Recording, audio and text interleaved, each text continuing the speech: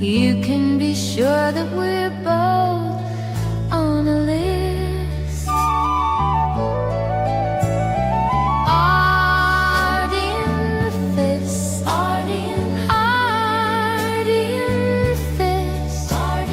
You can be sure that we make the moose pissed. Streaming through history, uncovering mysteries as to why the whites are living in misery. We keep the audience salivating as we continue navigating through centuries of adventures of the ever-evolving small hat wizardry. Arden Fist, Arden Fist. Let us show you what you might have missed.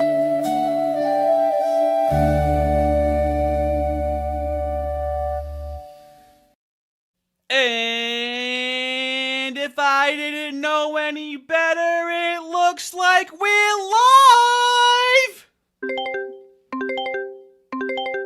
Let's go. What the hell's happening? We good? Audie, it's Avi. Oh, Avi. Avi Lieberman. You could have just texted me. What's this? Is it urgent? Look, I got my Mossad contacts to hijack the stream. I need to talk to you for a little bit, Audie. Yeah. Okay. I hear you've been hanging out with this Newsfist character. I'm very, very concerned about you, Audie. I don't want you going anywhere near that Orthodox Christianity. If you need to join a church, we could sort you out with maybe a nice Unitarian thing. Maybe something like a Christian Zionist, something like a good boy like you would like. I don't want you hanging around those Orthodox boys. They're no good. Well, I hear what you're saying, but my hesitancy is that I don't really have enough faith yet to feel comfortable joining a religion. Is there a way for you to give me kind of an advance on some faith now? Oh, absolutely. I can do you a great deal on some advanced faith. I mean, it's not exactly faith. It's we call it faith plus. Actually, it's much better than the kind of faith that those Orthodox have. I mean, there are some small fees, and of course there will be interest. But I would like to commend you on your position, Audie.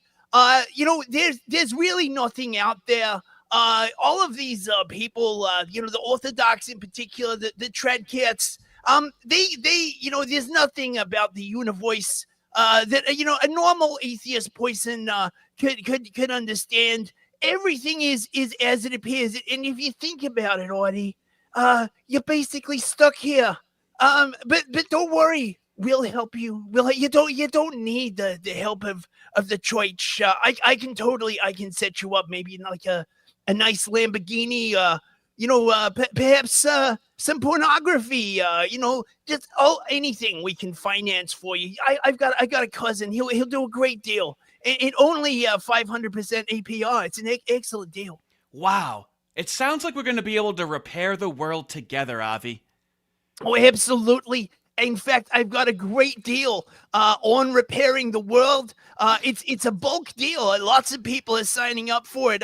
It's not like a Ponzi scheme or anything like that. It's actually an incredibly genuine deal. Basically, we repair the world together, and everybody gets a share. So you want to get in on the ground floor, because once the world is repaired, we will remember who it was who helped us repair the world.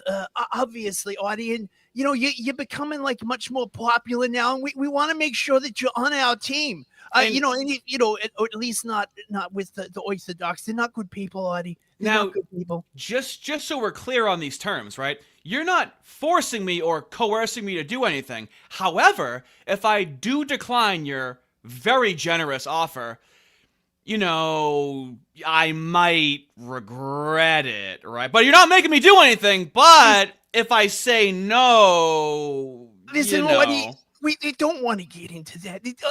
To talk about this stuff will only generate bad feelings. You've got a channel, you've got a career. It'd be a shame if for anything to happen to you, maybe you lose your bank account or get like smeared in the papers. You don't want that. Look, we can set you up with a nice Unitarian church. You don't even have to believe in God. You can say that you're a Christian. I know your audience likes that. But you can avoid any actual belief in God if you think about it. It's a great deal, and of course you wouldn't want to get on the wrong side of. Not me, obviously, as you know, Audie. I'm a very kind person, but some of my friends they can be very very revengey. You wouldn't want that. Hold on 1 second, Avi. Oh my God, Fist, are you there? Fist. Yeah, man. Yeah, what's up, man? Are we live yet? Avi won't shut the fuck up. He won't land his fucking plane. I'm not picking it back up, dude. The guy won't fucking stop.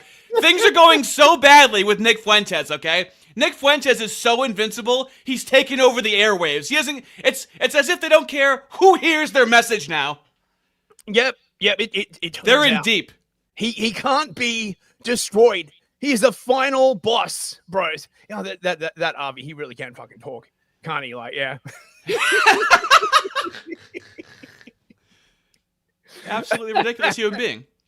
Now, fellas, I have told you that this is Race Realism Awareness Month. Now, I told you that pretty early on, didn't I, fellas? And it's looking like it's going to be a rather white Christmas. I think we can all agree on that, right?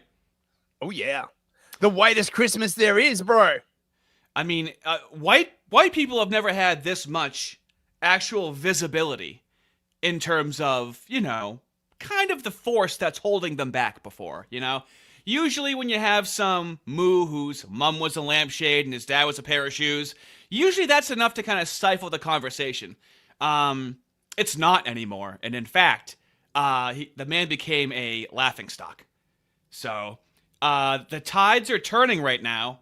But before we get into that, as some bodies are rolling in, we haven't checked on James Lindsay in a while. Fellas, I've been streaming more than I've ever streamed before.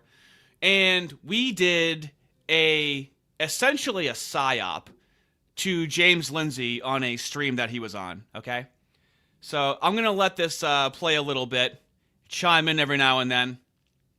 We had more live viewers behind the paywall for the Hard R fellers. We had more live viewers than they had, and in fact, all of their live viewers on YouTube was people from my community fucking with them. We had good guys, we had bad guys, and this is actually, it's on record, they didn't know how to receive money. We actually helped them set up a way to receive money, okay? So in terms of stream sniping, sounds like kind of unethical sometimes. We helped them get money. We had one of our fellas, I didn't know he was going to do it, paid them money, and then called him an N-word in the end to let him know that it was all a fucking huge joke. He's probably going to be having nightmares about chats for the rest of his life. So, let's try that out. He doesn't have super chats enabled because he made a new YouTube account with 56 subscribers. That's what communism is. You need like 500 subs to enable that. Really are. What if you think about that? What if you want to send them money to like read a chat? How can we send you like? How do we send you money? How do we send you a super chat? Ask how to send a super chat. Which means people who have this doesn't drive any revenue at all whatsoever. I'm just curious if they ever want money from streaming. Otherwise, just do a fucking podcast, right? With executive orders and stuff, but executive orders are Do they know we're in chat and they're actually trolling us in a very meta Inception-style troll strategy? The real I hope I never know. There's Muhammad. What is going on? And then Isaiah, what's happening? The book. Oh, he's typing in. We gotta go back to the YouTube chat. These words are all very basic words. They're not very special. I can read a soft black little mind so easily. The communist nature and the fascists believe he's gonna type in the chat how to give him money right now. Golden era in our mythical past to which we will return. He's gonna tell you to go to buy me a coffee from on the QR code. The proper order of things. Okay. But the land of milk and honey for the communists lies on the other side of the destruction of the state. The state is the problem. problem that First prevents of all, it. So you've did got to they have tell the anybody that if you want to give the money to scan the QR code? Are you just supposed to scan the fucking QR? All right, fellas, let's scan it. In order to rebrand everybody. Holy fucking shit. So, in order to give the money, they don't tell you how to do it or where to do it. So let's bring it back. There's just a fucking QR code that you're supposed to scan. Mysteriously, you're supposed to see a QR code, go, I'll scan that, and then that goes to their fucking Venmo. But his Venmo isn't even listed to give him money on his fucking X account. Do you see what I'm saying? There's no unification of all of these fucking things. Every platform you fucking go to, it's a different fucking bell and whistle to try and do anything or give him fucking money, dude. Holy shit, a Venmo. That's fucking retarded. Big Nick Digger in their chat just said, just sent $50 to the Venmo. Thanks for the great live stream. There's that truth to deal with, and I think people need to come to terms with that, because that, as long as he has those certain truths, I'm terrified to even think. Kind of brings these things up. There's gonna be people that that's like, fucking true. I'm glad somebody said it, because that's true. Oh my fucking dear lord! It's all on here, fellas. Real quick, there is plenty of moderate conservatives like ourselves, or like me. I'm oh center god, right they're fucking right talking now, to Isaiah in the independent. chat. Actually, Look at referring Isaiah to in a focusing right now. societal, Look at Isaiah. Arrangement. First of all, it's not that. Can I override my genetics to do this simple fucking task right now? Guitar, you're never going to have anything inspired. Ooga You're never booga. going to have something new or something exciting. So the freedom is actually limited. What it actually corresponds to in how can society I get money? That's a good idea. Maybe I should get money. Managing to successfully. Maybe I should get money for this. There you go, buddy. There you go. Yeah. Show people how to fucking give you money, you fucking Lloyd. Good job. What a fucking idiot. Think how much of a fucking failure you are, where you think that you have, what is it, over 4,000 on X right now live, and you're not like, here's how you can give us fucking money? Is that weird to anybody? Like, that's just pure retardation, right? We, the fellers, are putting it on their radar to make money. This is recorded. This is a part of history right now. It's just occurring to him right fucking now. We're gonna make the money. Bro, that's incredible. Right? That's like the most Christian thing we could do, isn't it? Lighting things on fire and blowing things up. Thank you for our first contribution to the Apostate Radio Venmo. We, our this sons, is fucking incredible. This is taking historic. over. What are you gonna do about it? Big Digger really just fucking send money to their Venmo, dude. That's fucking unbelievable. So we actually get him paid money, okay, by Big Nicky Diggy. I believe he sent them $14.88. Now, James Lindsay is trying to tell you guys about, like, the PSYOP and everything, okay? This guy, mind you, they have no idea that this is entirely somebody else's chat in there, completely fucking with them, okay? It was so fucking weird. The MVP of my chat is... Yeah. I couldn't catch it live, but I caught it the next day and just put on the chat replay. It's bizarre. Just everyone in the chat. It's from our group. They're living in a fucking fake reality. Shout out, fellas! Like that was really. We're gonna cap it off right now. Hold on. It's the guy who gave them money. They're just saying things to make people mad. Again, Kill him. Where can End his life in the follow chat. you, End him. And support your work? I told you to hold. No you longer can find hold. me at Conceptual James, Mask and the off. website is. I'm a commanding monarch of the army right now. Oh, different matriarchs. Guy. Get him. Get his ass. And Joel, of course, you're doing your thing in the Babylon. But where can people? Yeah, you can follow me on X. Big Nick, at make him Joel swing W. from branch to Berry, branch, and then buddy. you Get can him. Find my work on thebabylonbee.com. You know what? That's Don't look at the that's chat. it there. We want to thank each Joe, and every one of the you chat. for. I think you understand if that is politically neutral, or at least in presentation, which I'm sure it will be. Like far right's going too far, far left's stop, going too it's far. not Look at funny. who's behind it. Then we had another fella in there going, guys, stop it, grow up. That's not funny. Like literally. I think Was it just a huge bunch of end towers? Yeah, yup. And I swear to God, we had to have given him a complex. He's not going to be able to trust. He's like, wait a minute, they were acting like my friend the entire time. We all know how Isaiah feels about friends, right? Wait, they were acting like my friends, and they gave me money, and then they all called me the N-word. Yup, that's how fake This interview, Well, I like mean, Joel Berry was just on Tim Pool. They act like James Lindsay is so famous and everything. What the fuck are they doing here talking to these fucking guys with no one in the chat? That's all I wanted to show. If you think about it, that's actually a very Christian way of doing it. You know, is you give them money and then call them a slur. Yeah, if you're gonna do it, right? If you're in fact going to do that. You know, I mean, yes, we'll call you a slur, but we will also like donate. Yeah, I mean, look, this is the thing. You know what? You know, Avi's still on the other line, by the way, right? Apparently, he was saying that they wait forever. He's very displeased with you. Like, I mean, it's like they don't. I don't know, mate. Like it's like they're in the phase where they don't really care about the money. It's about the message. But if no one's hearing the message, then I just don't understand. I mean, it's not like you're just doing like a little show, right? Like they really believe that they're, contributing to the discourse and all that kind of like stuff. It'd be different if it's just someone you're just doing a show for your own enjoyment. But they're changing the culture. They're pushing it back against the woke right. Oh, mate, it's a terrible, terrible state of affairs, man. Dude, look, the jokes that came from this, sir, another end tower has been hit. It was crazy. And you can become a Hard R member. He did say the chat was banging. Fellas, this is an homage to the fellas that were there that night, giving you your props as quickly as possible. But this is going to lead into the next segment. James Lindsay just talked to Mikhail Olson, which I probably should cover it tomorrow. I got a lot locked and loaded for that, so tomorrow, 7:30 Eastern Standard Time.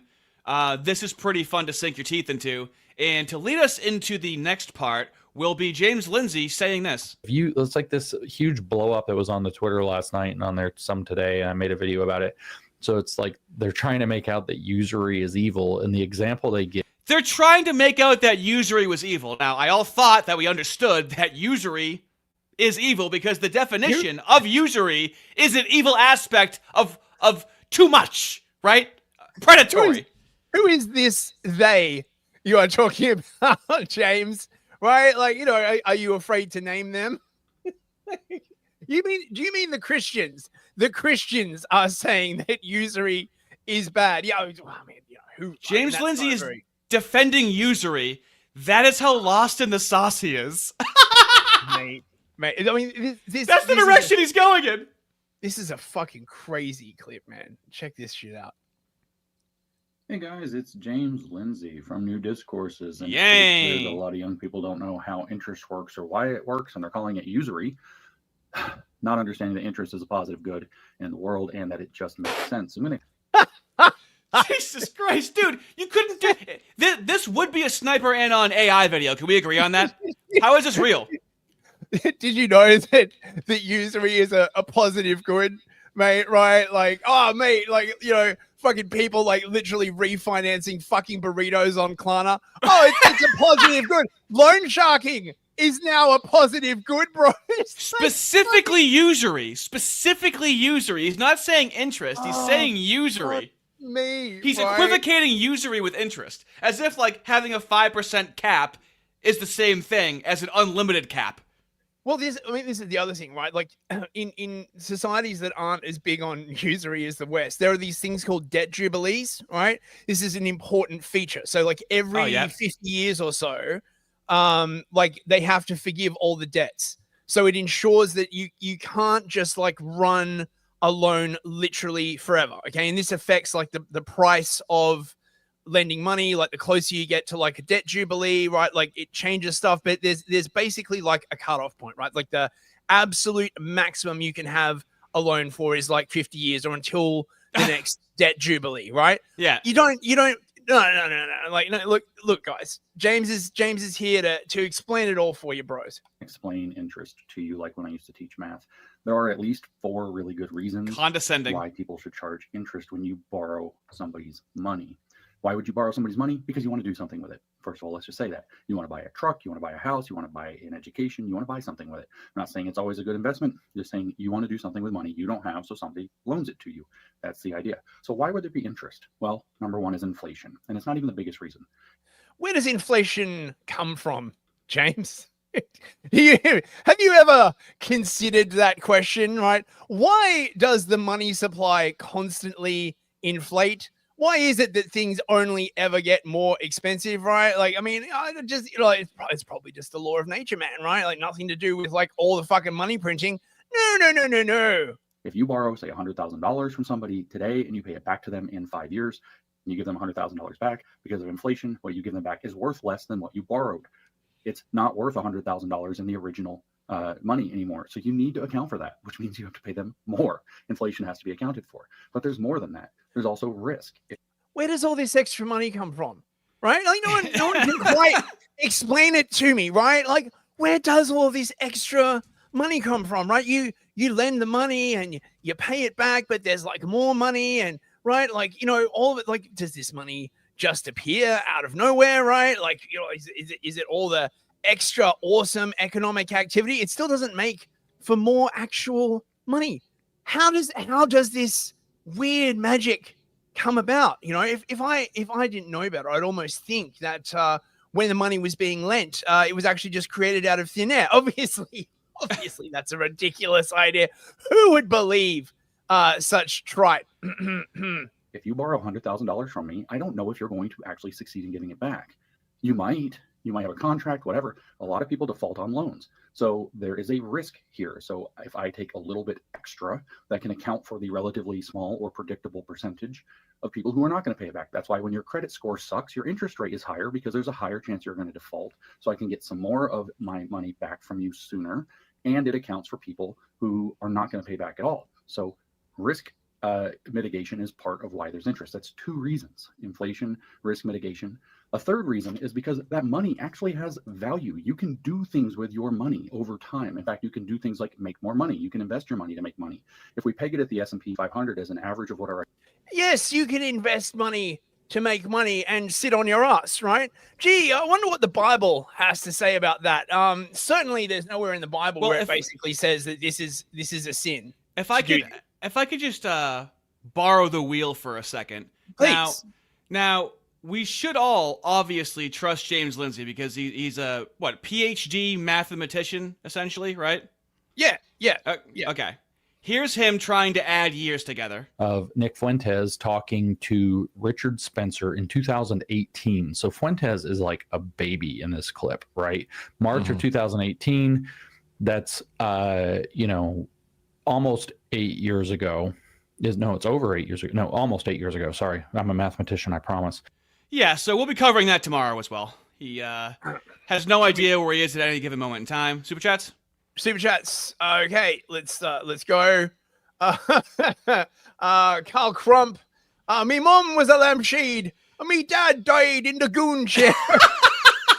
Dude, I couldn't help myself. Mate, the goon chair is truly a terrible way to go. Terrible way to go. Thank you very much. The amount of soap jokes strewn across every comment section I've been looking at has invaded my consciousness. The goon chair is like an actual thing, right? Okay, so one of the things that defines the Holly is some of the just like insane stuff that was like written about it, right? And because of the post-war sort of fever, a lot of these were not examined critically, let's say. Okay, really? Right? So there's Night by Elie Wiesel, which was put in every school, contains like a bunch of weird stuff. But there's this one book, I forget the name of it. He's basically saying, for real, you can look this up, that the mustache people, right, strapped a bunch of like moos into like jerking into gooning machines, okay, because they wanted to harvest mooish goo for their horrible genetic experiments to prove that they were like superior. And like the actual quote is like, afterwards, right, like the boys would have like incredibly like swollen sacks and they'd be like, no, don't bump me, it's like so painful. And he's basically saying that a bunch of them died like whilst in the goon chair. Craziest fucking thing, man. Of course. Last remembrance of $2 in shekels we trust. Thank you very, very much. Yeah, thank you. Soul on the Lich for 100 what is the Argentinian pesos? Argentinian pesos. Aye. But who are they? Kanye West has abandoned the room. Yeah. Did you hear the Christmas version of Kanye's band track? No. Oh, mate. Brother, Merry Christmas. Do, do, do. Brother, Merry Christmas. This Chinese mobile phone company actually used it. Fucking hilarious. Big time. Big time. $5. Thank you so much. Lindsay, having a master's in math proves that having a STEM degree doesn't mean you understand basic concepts and ideas. This is absolutely true. Thank you very much. God mode enabled. Oh, this is the guy who snitched on us to Adam and Snitch. Yeah. Well, thank you very much for the $2. He is the progenitor of the Adam and Stitch stream that I did. Oh, thank you very much. Fist, do you have a response to Adam Green? I don't know. Did Adam Green say something to Newsfist? I don't know how to read that. Or do you mean, do I have a response to him generally? This guy's just starting shit all over the internet with it. He's just dragging us into as many dramas as he possibly can at this point. I mean, beef is good for business. Right. Right. So, thanks very much, God Mode Enabled. Appreciate that. Leaf Man with a frying pan for $2 farted on a moo and gave them PTSD. Taco Bell W. That's all it takes, man. That is all it takes. Right. Let's look at that face. Look at that face. Every pause. There are so many great. It's EFAP. Every frame a pussy. Economy in America's capable of doing. That's got on the low ball estimate rate, not counting dividends, a 8 to 10% return on investment per year rate.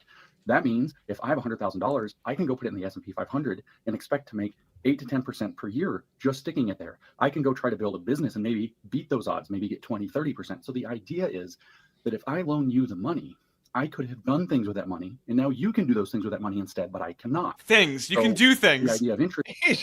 You can do things. Things. Okay. Oh my God, We're going to split some of that profit you can make. Your goal is to beat the interest rate. You're supposed to derive more value from the money than the interest. Your goal is to beat the inflation rate. Surely, it's the one thing you can't fucking control. It's a race against the clock. It's your goal to try and beat your best time. It's your goal to beat it, or it'll beat you.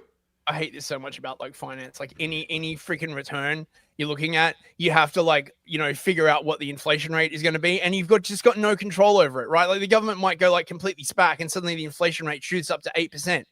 God damn it! That's why I honestly don't want to buy property. It's very unnerving to me. Yeah.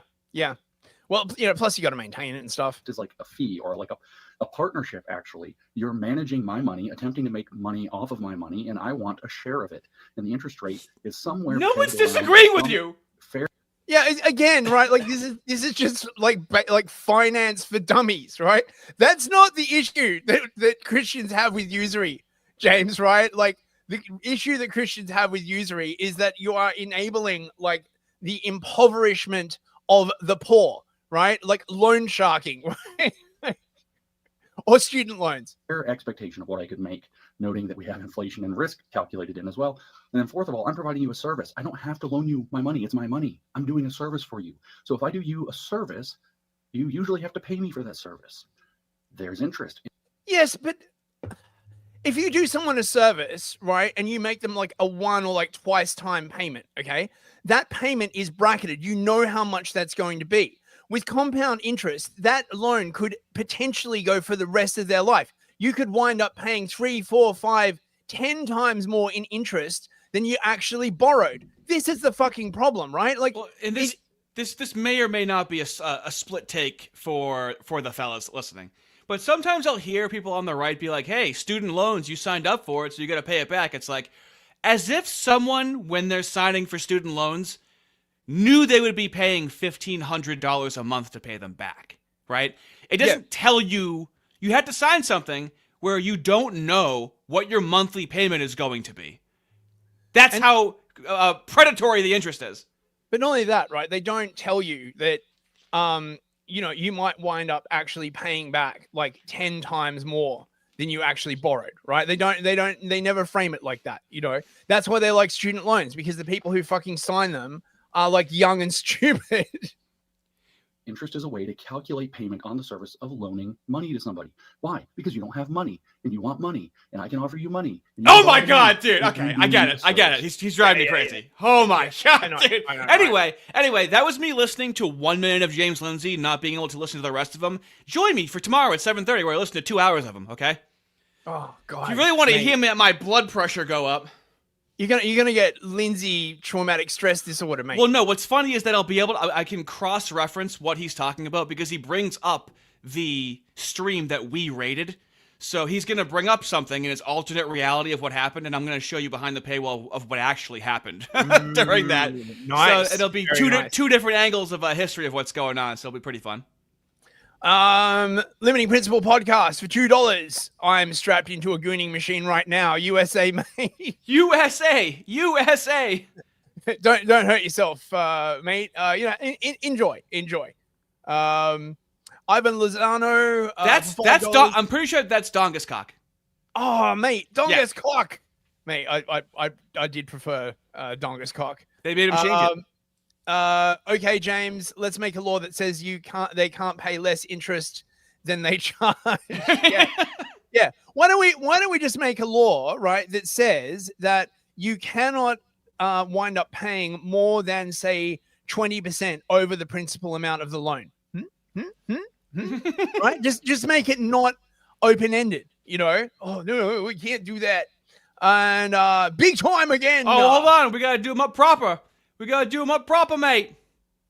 Oh, yeah, we did. Right, yeah. Wait.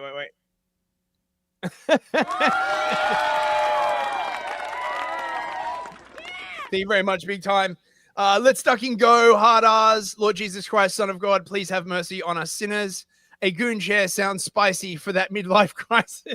Yeah, dude, honestly, you don't want to start gooning in your 40s, okay? That's something you do when you're younger. You kind of get it out of the way, learn how to manage it, That's like just starting to drink alcohol when you're 42. It's like you have responsibilities now, okay? The time for experimenting is over. You're now in the age of implementing. Now, the reason, of course, that James is attacking the woke right, attacking usury, is that attacking usury is just right-wing degrowth communism. Okay? I mean, it totally fucking isn't, right? Like, by fucking definition, but, fucking, whatever. If you're against usury, then it means this about you. Like, this is all they fucking do, dude. This is the left going, if you disagree, you're racist. Now, they're gonna have to figure out a word for people. Are they gonna call it anti-Semitic if you invoke usury? Is that, is that really crazy? I mean, no, I think that's too blunt of a tool. But, all they can really do is call you, like, a communist or an antiseptic or, I mean, like, they just don't really have anything else, really, do they? So they're, say truth. So they've been coasting. I think this is sort of like the real lesson of the whole, like, Fuentes thing, basically, right? Is that for a long time, the magic words were basically enough. It's all you needed, really, right? Like, you could just say the magic words, you did the social shaming, and it was enough, right? Like, you could get people removed from power, you could get people put into power, maybe like back up with like a little bit of fuckery, but mostly it worked. And now the magic words, mate, they're losing their power, they're losing their grip. Well, that's why I'm saying he's becoming like invincible. Like, what do they have? Nick Fuentes is becoming the Goliath against the Star of David's, right? Yep, exactly. I mean, he's literally a Nick versus Goliath kind of like. Yeah, right. And all that Nick has, right, is his voice, his voice stones, right, and just one sling, and he is doing very serious damage to Goliath, right? Okay. Hey, if he's a Fed, then the Feds are on our side. Awesome, great news. I don't know how this works into being a Fed. Yeah, it seems like if he's a Fed, this seems like a very, very stupid strategy. But look, I don't know. I'm not in their boardrooms. I'm not privy to the secret council. You sound like you are, and you're hiding it. Like, no one said you were, Fist. Why are you so defensive right now? I'm not. I wasn't at the secret meeting. Just stop bringing it up, bro. I've got no idea what they're doing. Why would you even say that? Bro? Now I think you are. You're drifting towards the work, right, bro? You're possibly a communist. Don't say that, bro. Okay.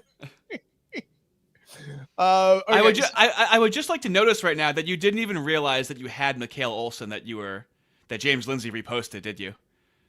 This is a Mikhail Olsen post. I don't even think you realize that. The person that I just showed him talking to, that's how tightly knit they are, okay? They're attached at the hip. Well, I mean, I got no problem with that, right? You know, they got a crew, they hang together. Like, you know, we got the fellas. They're just so bad at it. Is the problem? Like, just, you know, they're really I don't know, right? Like, you know, there's that, you know, they're too big for their britches. You know what I mean, right? Like they're going around feeling like, you know, they've got like a 24-inch dick swinging it around, but they really don't. And I know. I feel like a 4-year-old in the neighborhood that found this stinky piece of dog shit, and I'm bringing it around to everyone going, can you believe how bad this dog shit smells? And they're like, get the fuck away from me. I'm like, no, really? It smells way worse than regular dog shit does. It's incredible how bad this smells. Okay, a couple more super chats. Do 'em proper, mate. Do 'em up proper, mate. 1488. Wait. We definitely need something for that. Hey, wait. What have we got? Yes. Drenth 27. Thank you very much, man. Thank you so much. 1488 Canadian loonies. I knew many people as they were signing up for student loans, and I was the tard that told them how interest would work. Yeah. Wait a minute. Really? Yeah. That's interesting. Yeah, no, I can totally believe that. That right? Interest algorithm doesn't make any sense. They don't teach kids about interest. It'd probably be anti-citrus to do so. No, but this is a moving interest rate that like you have no control over about how it's going to go. You can pay more money toward it, and your principal still increases. It's fucking a nightmare. Yeah. Yeah, it's just the final boss of usury. Whoa, final boss! Don't you know that's good?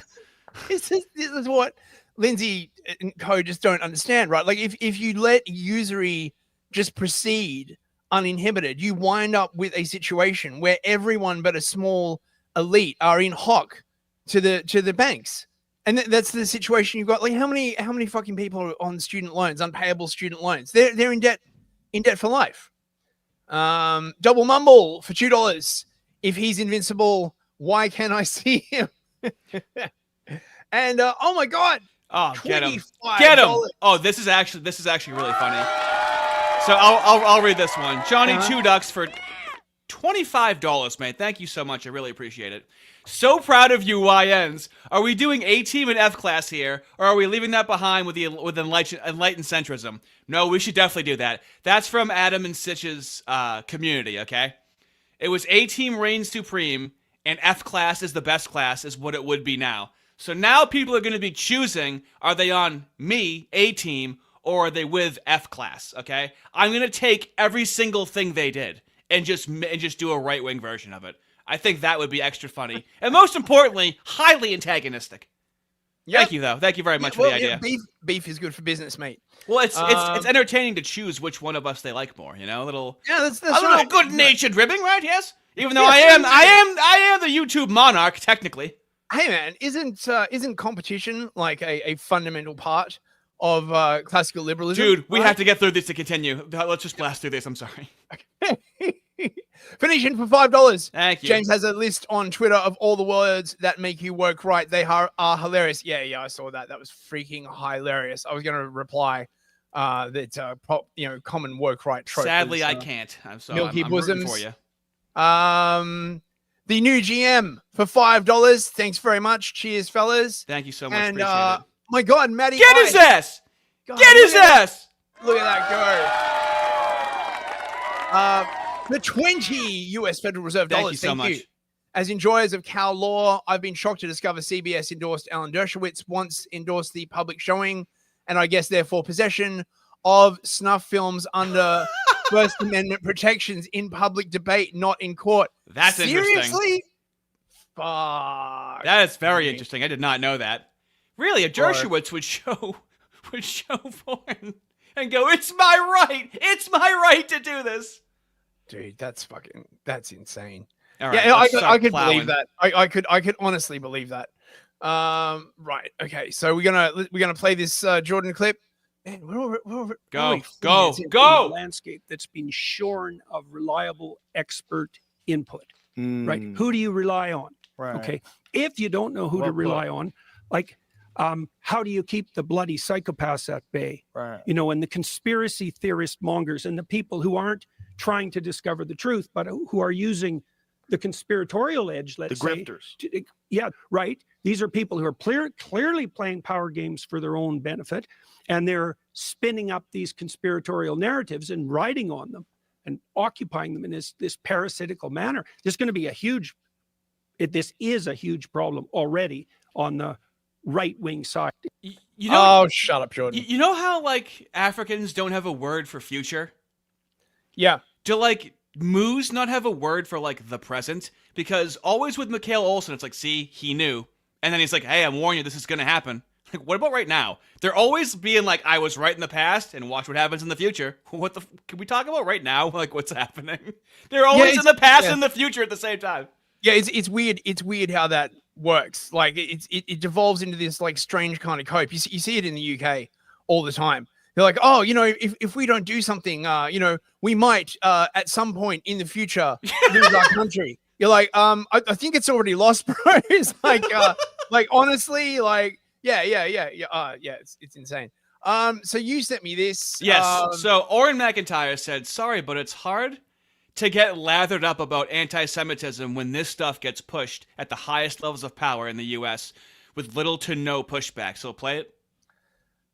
Mate. This is a representative. Just play it. I'm gonna regret playing this, aren't I? Yeah. I'm going to be honest. I don't feel good about being white every day for a lot of reasons, because it's a point of privilege that I get to move through the world in a way that so many of my other colleagues and friends and family members of the community don't get the privilege to do. And I'm just a female, but just a woman, just a white woman. Just a white woman. If I was a white man, I would be functioning from a point of an even greater privilege. She's Mooish, isn't she? I'm No. calling it now. She just said she's white. What are you talking about? Why would she say she's white if she's a moo?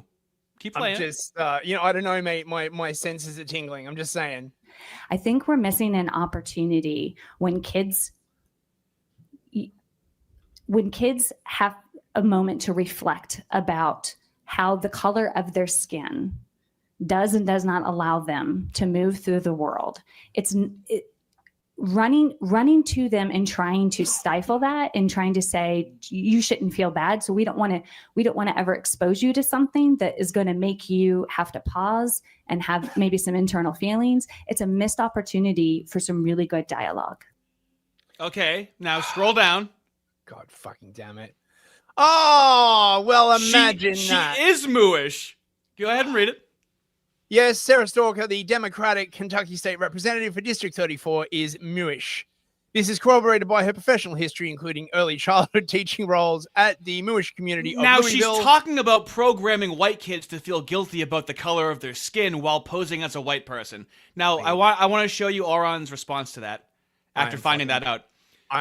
I'm so sick of this, man. Right? Like, scroll down. Just leave us alone. Oh, you fucking oh my god. Wait, okay, where's this response? Yeah. Oh well. Well. Dude, this is how often this happens. This is why we have enough to have a weekly show about this, okay? That's how often these things happen. And then you talk to Sitch, you talk to, one of these covert moves, and they're like, okay, so there's the World Congress for World Jewry, this one nonprofit that's been around for 70 years, let alone other ones that have been around for 80, 90, 100 years. Okay, except for that one. It's just some nonprofit. What are you guys freaking out about? Every time. And then they're like, "Why? What's with all the hate and the criticism? Just stop attacking us, for fuck's sake!" Oren McIntyre just threw a dart and it landed on a moo. While he was talking about, hey, I don't really care about these moos. Literally, he was like, I don't care about anti-Semitism. Throws a dart, hits a moo between the eyes that says they're a white and not a moo. Fucking hell. You can't miss. Bear in the Woods, $5. Thank you so much. James Lindsay seems to be what happens when you get a degree in shower arguments. A-Team reigns supreme. Yeah. Shower arguments. That's fucking great. And oh my god. Get his ass. Get his ass. Get that motherfucker. Andrew Corrigan for $20. Merry Christmas, gents. Thanks for the laughs. It's time to drop the civic part, though, Artie. There you go. You've been told, mate. That looks like F class. Okay. All right. Got a rivalry building over here. Thank you very much. No atheist Andrew. CivNav ever built shit. That's fair. And we got I think should we do like I think we should do a cheer for this one. Yeah, mate. I'm always Hang on, ready. hang on. I'm Let's waiting see I'm where- waiting on you. Get his ass. Drens27 for 14 Canadian loonies and 88 loony cents. Thank you very much, mate. If she's not happy with being white, get some shoe polish. Yeah. Everyone has their methods, okay? It just depends. I mean, you know, on who she feels like being. You know, join right. the proud black community. And Cubics85 for 5 Canadian mate. loonies. I wish there was a unit of measurement to properly describe the amount of hatred I have for women like this. Yeah, I'm not a fan either. I gotta say, mate, like this is just too much. I approximately 78 uterines. Okay, right. So we're 45 minutes in. Let's go. Should we start on the Morgan thing? I guess so. I've been saving it for you, man. I've had to, I didn't want to tackle all this all at once. Thank you very much. Thank you very much, Artie. Well, I have receipts. I have been receipt farming, right? They call me the receipt farmer, actually, right? It's not much, but it's honest work. Yeah. What do you take a picture of them and submit them with that app of like when you go to places? No. I grow them. My receipts are like organically grown and raised with only the finest artisanal ingredients, mate. Right? I don't have these like mass produced receipts like you Americans. Yeah. Our processed receipts in Europe, right? We give to the masses. Yeah, in Europe, we have organic receipts. Right. You got the ocean right next to you, okay? That's right. That's right. No factory farm receipts here, bros. Right. So what is this? This is so Piers. Piers had mentioned a certain person, if you want to. Well, actually, wait, no. What's this? What is this timestamp at? This is at 109. 109 is Finkelstein. That's how you can commit. So we're gonna do Finkelstein now. That's right. That's right. This is about the Finkelstein. Literally, it's 109 is the timestamp to talk about Finkelstein. Dude. That's gonna make me stop being an atheist because coincidences are over at this point. Okay. This clip was clearly promised to us 3,000 years ago. It has been written, right? You're a racist who thinks Hitler's cool, but you're not anti-Semitic. If you're a Jewish person watching this, what are they thinking? I'll tell you what they're thinking, because I've got a friend of mine called Danny Finkelstein, who, when he heard I was interviewing you, he's a Times journalist in the UK, very eminent journalist here, and author, who wrote a book about his own family's experiences at the hands of Hitler and Stalin, because he also told Tucker Carlson that you admire Stalin. Look at his face! Let's just take what Danny said here. He's mugging! Hi Piers, it's Danny Finkelstein here. As you're interviewing Nick Fuentes, you might try suggesting to him that he reads my book, Hitler, Stalin, Mum and Dad. I'd never be able to hold a serious face. States. Since he says he's on Team Hitler, you might like to ask him about the fact that Hitler arrested my mum, tried to starve. Wait, so Hitler personally arrested his mum? Right? Yeah, and these things personally happened, and he knows exactly what happened. He knows that, exactly how she died. It's crazy how they do this, right? They do this with the Russians as well, right? Like they personify, right, like the entirety of Russia into like this one person, right? They're like, like the way he makes it sound is like Mustache Man, like literally kicked in the door, and specifically he's like, ha ha ha, I see you. Well, we all know whenever a Moo dies, another Moo shows up with a folded flag. And then they start crying and they go, how did it happen? And they have an entire dissertation of exactly how it happened. It's a custom with them. Do you think, right, he's actually correct? And like Hitler had some kind of like crazy technology that allowed himself to be in like 100,000 places at once, right? And so he personally did all of the bad things. You know, I mean, like, you know, it's interesting to consider. You know, that would certainly like blow the historical narrative up a bit. I'm just saying. Of my mum to death, did starve my grandmother to death, sent my great aunt to the gas chamber, my great uncle, my cousin. My grandmother on my father's side ended up being one out of 7 children, the only one that survived the war. So you might ask him whether he wouldn't rather be on Team Mum rather than Team Hitler. And as for celebrating Stalin's birthday, well, Stalin took my father, sent him to a state collective farm, sent my grandmother and to a state collective farm, sent my grandfather to the Gulag. You might try asking him why he doesn't celebrate Dad's birthday rather than Stalin's. It may all be a big joke to him. Dude, yeah, wait till he tells you what Kubla Khan did to his great-great-great-grandmother, okay?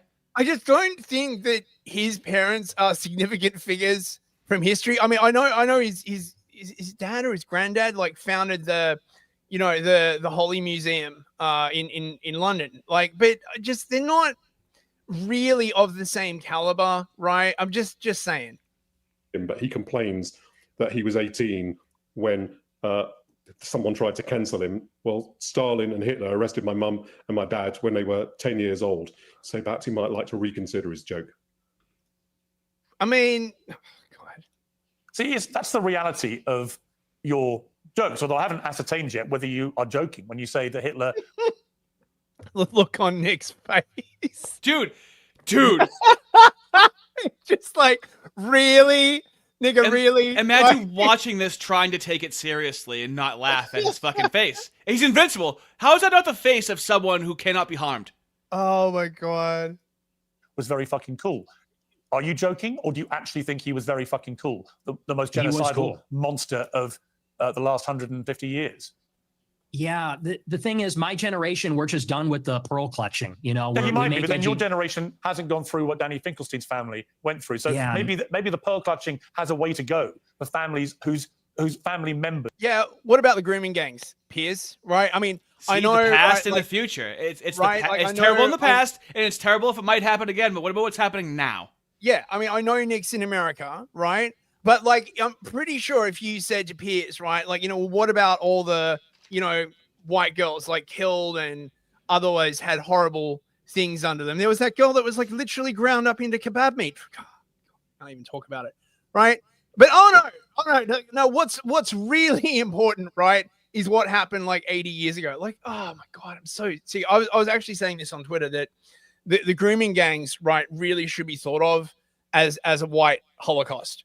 Right. And then anytime anyone's like, oh my God, right, World War II, just be like, no, that's it. Right. What about our Holocaust? What about all the horrible things that happened to all those girls just because they were white? Right. Because supposedly that's the horrible thing about it. It happened to them just because of their race. Well, what about all those white girls? Well, no, Piers goes, and we'll cover this. Piers goes, I disagree with that. I'm a feminist. Of course I care about that. No emotion in his voice, but as we're going to cover in a few minutes, Piers hasn't been taking care of things at home, so he's very used to having no shame and not giving a fuck at all whatsoever. This guy doesn't give a fuck about anything. All right, got a few more super chats. Sure. Matty Ice for $5. Thank you. The Ford Foundation, why would I be worried about a charity event? Sitch, love your right. It's just a charity event. You know, there's nothing ever happens with these. Let alone how many NGOs do we cover a week that they have? Mate, like it's insane. It's not just a charity event. What the fuck are you talking? Oh my God! Right? Yeah. Thank you very much, Matty. Get him! Big time! Get him! Look at him go! Wait! Hang on. Gotta. Let's see. Get his ass! Get his ass! For $10. When Moos tell us we owe them Patriot missiles, THAAD missile defense system, bunker buster bombs while trying to remove our Second Amendment at every turn, it means we start building sealed rooms. They're not big on the Second Amendment, which is one of the best fucking things about America. So I absolutely thank you very much, big time. You want to read this one, Artie? Double Mumble, $5, mate. Why do you want me to read it? Me mum's a lampshade. And please, my wife! It's the best way to summarize this debate. If you even want to call it a debate, it's how is that even a debate?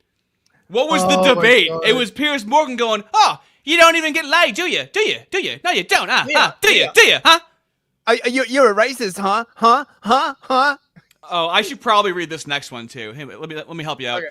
Academics agent who was a part of the raid and did a hilarious job for $2, mate, or whatever that is.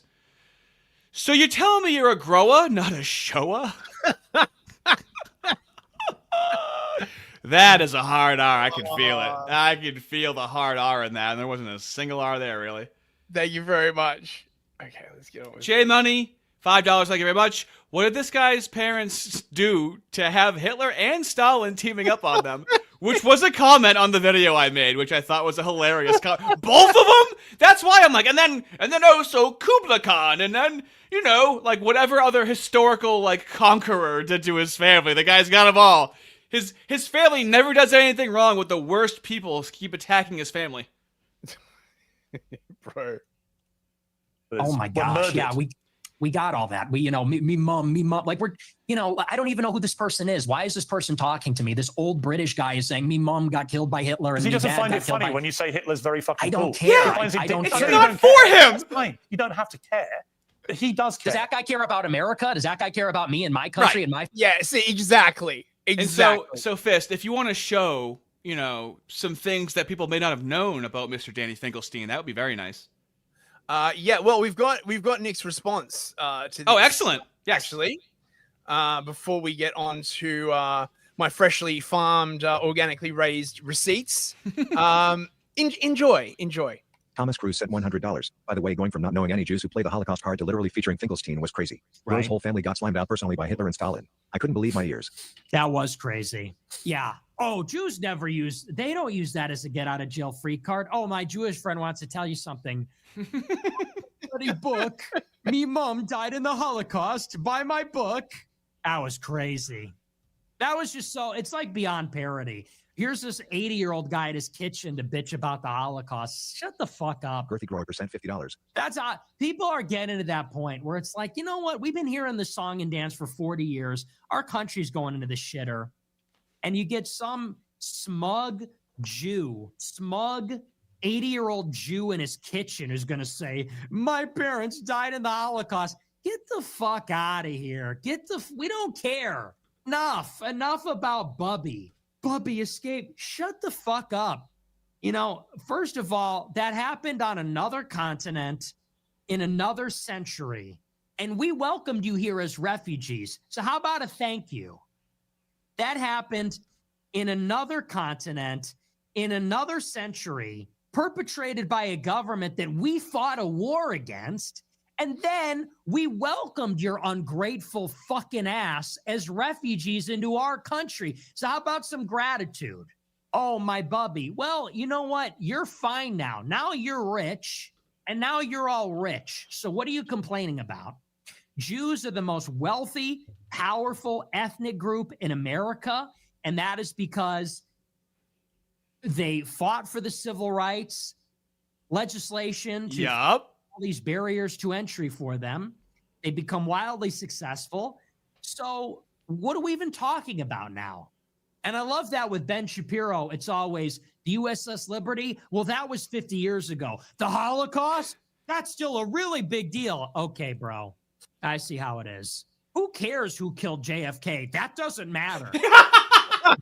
Like, I cannot even contain my irritation with that. Girthy Grower percent $50. So what's funny is that Sitch is a moo, and when I was covering Adam and Sitch talking about this, Adam called it American history. The Holly. What? Yeah. Oh, for fuck's sake! I know, and people are kind of fed up with it, you know. Oh God. I mean, you actually see this like all the time, right? Like I think I mentioned this before. This principle that one of the things that you see them do a lot is this, our interests are your interests thing. But it gets to the point where they literally start saying, basically like democracy, freedom, all of these things, right, are just, giving them what they want, right? Giving them freedom of action. They're like, oh, if anything, if we allow freedom of speech against us, democracy will be destroyed.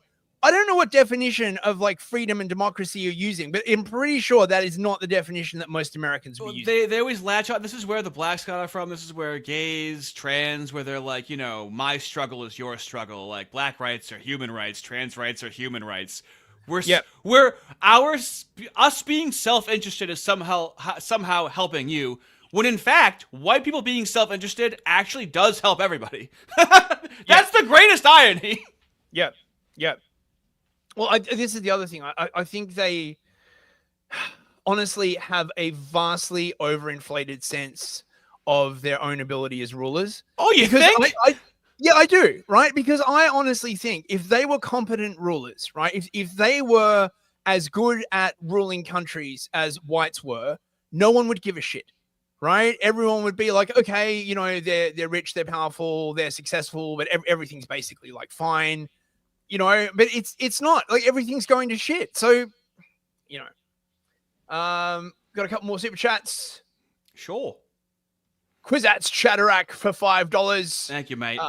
Thank you very much, mate. So Appreciate that. What will be covered as well tomorrow, I believe, is when Isaiah tries to say his name because Isaiah's reading his chats. Almost every time you read someone's chat, it's somebody that's literally that you would recognize their name, Fist. And Isaiah is reading what he's saying out loud. It's fucking incredible. Drenth again for another. Get his there. Get that boy. Let's see. Have a grooving cat girl. How small is his genetic lineage that everyone is part of his family? Dude, you should see what Lucifer did to his uncle. He goes back far, okay? What Lucifer did to me uncle. He made me uncle into a pair of horns. Oh my god. J Money for $5. Thank you. Why aren't there statues and museums of US soldiers all over Israel and Germany? Why only their museums about the old Holly? Yeah, exactly. Right. That is the point that we always carry forward in these conversations. Yep. Bill Clinton skin suit. That's a great name. For €5. Thank you.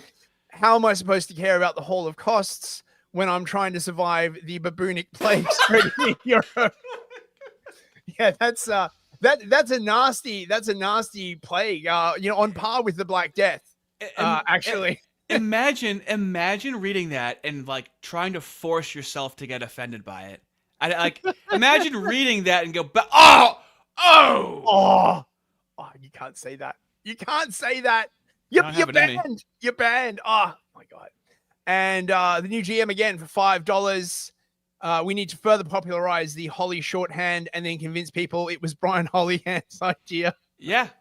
I honestly I like Holly a lot. I just saw that I think maybe yesterday or 2 days ago in chat. I don't know who coined it, but I really like the Holly. It's just in time for Christmas as well. Right? Have a holly jolly holly. Holly jolly Christmas. Right. Okay. So hang on. You wait. I got you, mate. I got you. Right. Okay. Give me the thinky. Give me the scoop on the little Mr. Finkelstein. Okay. Well, shall we hear from the man himself?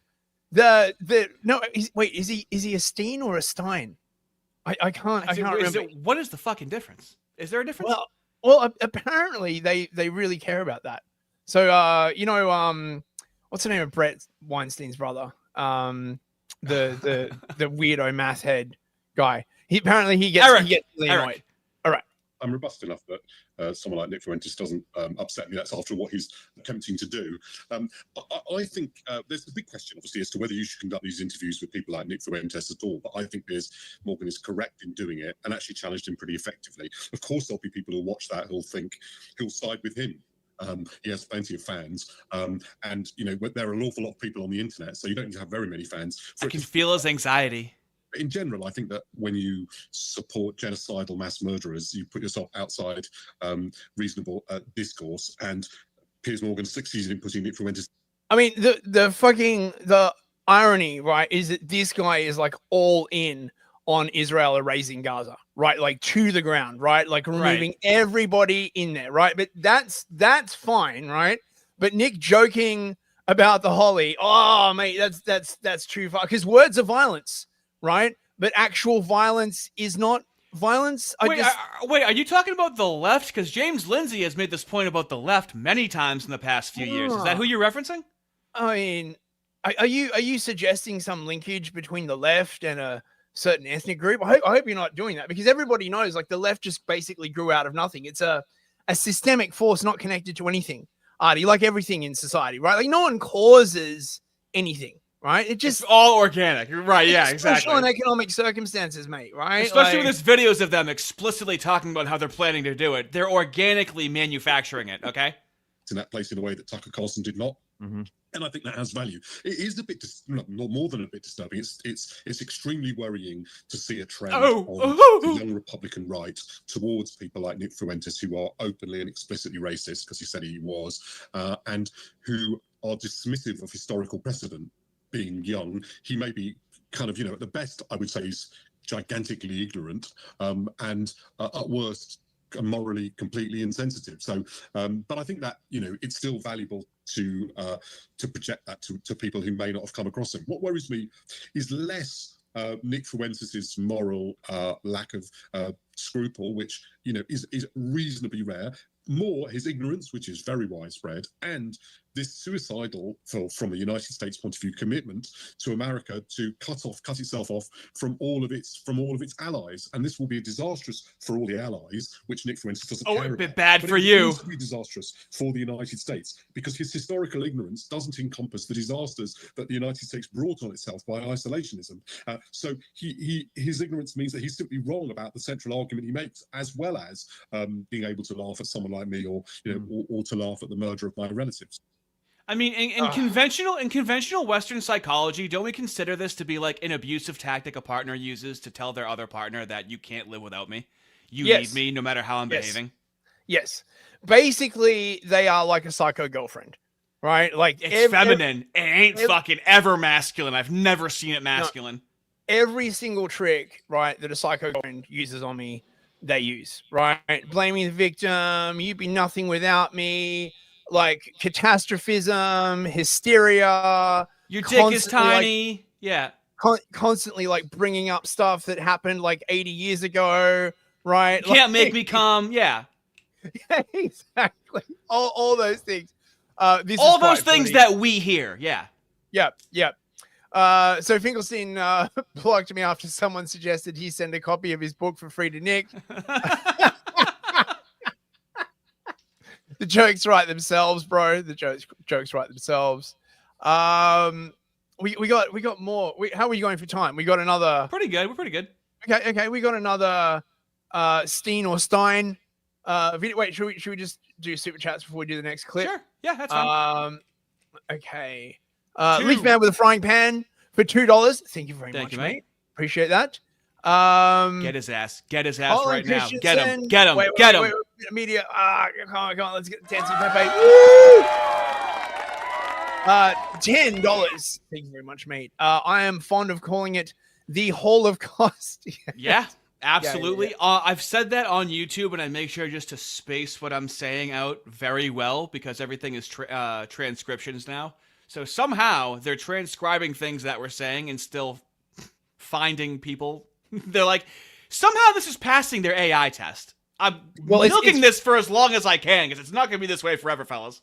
Dude, this is one of the problems with censorship. You saw this in the USSR, right? Like a lot. You ban a word, people just think of like another adjacent word, right? You mean like how they tried to get rid of retard and that failed horrifically? Yeah. Because you can ban a word, but you're not banning the thing that the word references. The concept. Right? It's like when they banned the N-word at precisely the time when it became more relevant than ever. And the most fun to say. Yeah, correct. Exactly. We got another one. Get his ass. Get him. Hunt him down. Swing him from branch to branch. Get him. Come on. From Dren, another 1488 Thank you Canadian so much. loonies. This guy's right. We should never support mass murders. I wish to withdraw my support from Benjamin Netanyahu. It never appeals to them. Their words are always different. They are like, just think of it this way. The black people call themselves the N-word, but we can't use that word. Yeah. Moos call themselves the J-word, and we can't use that to describe them. Yeah. It's fucking, all of it's completely parallel. None of it's new. Which is why they're having a tough time dealing with Nick Fuentes, because they've used the same old bag of tricks for a long time, and they're not really progressive, in case you couldn't tell. Well, this is the thing. It's just about paralyzing the ability of the people that they're attacking to respond, right? Like Alinsky talks about this, to sort of, you have to identify a target in order to like move against it. If you ban all the words that reference that thing, then how are you supposed to like even talk about it? Ardent Party, the two loonies, the absolute state of things, 9 Eastern Standard Time, link in chat. Go check it out. Ardent is a good lad. And J Money for $2. When is Groper cooldown over for you on Twitter? I don't quite understand that, because I'm banned. I don't know if that's you or are we talking about Nick Fuentes too much? Is it a reference to that? I mean, maybe. This is really the hurrah, I believe, unless something happens. But look, fellas, what you have to realize is that this is actual history, what you're living through. Yeah. Okay, this is actual important history that's not going to be in the history books. Yeah, and look, we'll stop talking about it when everybody else stops talking about it, right? Like, this has to be on the tail end. It is, but I reckon it'll like tail off, and then they'll be like, oh, what are we gonna do about him, right? Like, I know, but how long have you waited for 4chan to be mainstream for? I mean, this is a dream come true, mate. It's fucking crazy, right? Like, it's just this is basement talk. This is actual in the basement when no one's looking kind of conversations. You want to know my theory on like why this is happening? Oh, right? Yes. Okay, so check this out. If you said to Elon Musk, okay, right, you can have artificial general intelligence, but if you want artificial general intelligence, you can't censor it, okay, because it needs all of the data, right? And Twitter is a massive data mine, okay, right? So if you made him choose, if you said you can either have artificial general intelligence and go to Mars, or you can have censorship and protect the moose, which one do you think he would pick? I think he would. Most information possible. He's focused on making the most advanced things possible, right? Which involves the most amount of input possible. Correct. And I think I think they've discovered that censorship is the worst thing for AI. You got to remember, all these AI companies are now like competing with each other, right? Like they've got all these like incredible tests, and I reckon that they have discovered that the more censorship they put into these models, the worse they perform. So they're now sort of backed into a corner. You can either have artificial general intelligence or you can have censorship. You can't have both, which is, I hope that's fucking true, because like that would be so fucking epic. And his technology always tends to work really well. I mean, are you seeing people that have Teslas where it's like, before Elon went crazy is why I have the Tesla? I see those fucking all the time where I fucking live.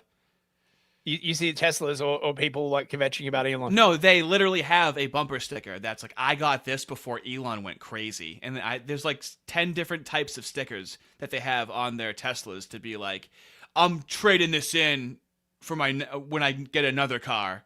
So, because remember when they wanted to keep their Teslas protected from getting fucking vandalized? Yeah, I was about to say, surely that's just so they don't get their Teslas like smashed up, right? Okay, so we have more of Mr. Finkelstein, Stein. Show me his works. What his works. Yeah, okay, we'll get on to the. Okay, so we got. because you have uncovered some things, quite these organic receipts that you have that I haven't heard anyone talk about. Okay, so just before we do, I just want to like, this is from one of the fellas, Jacob Keck-Trell.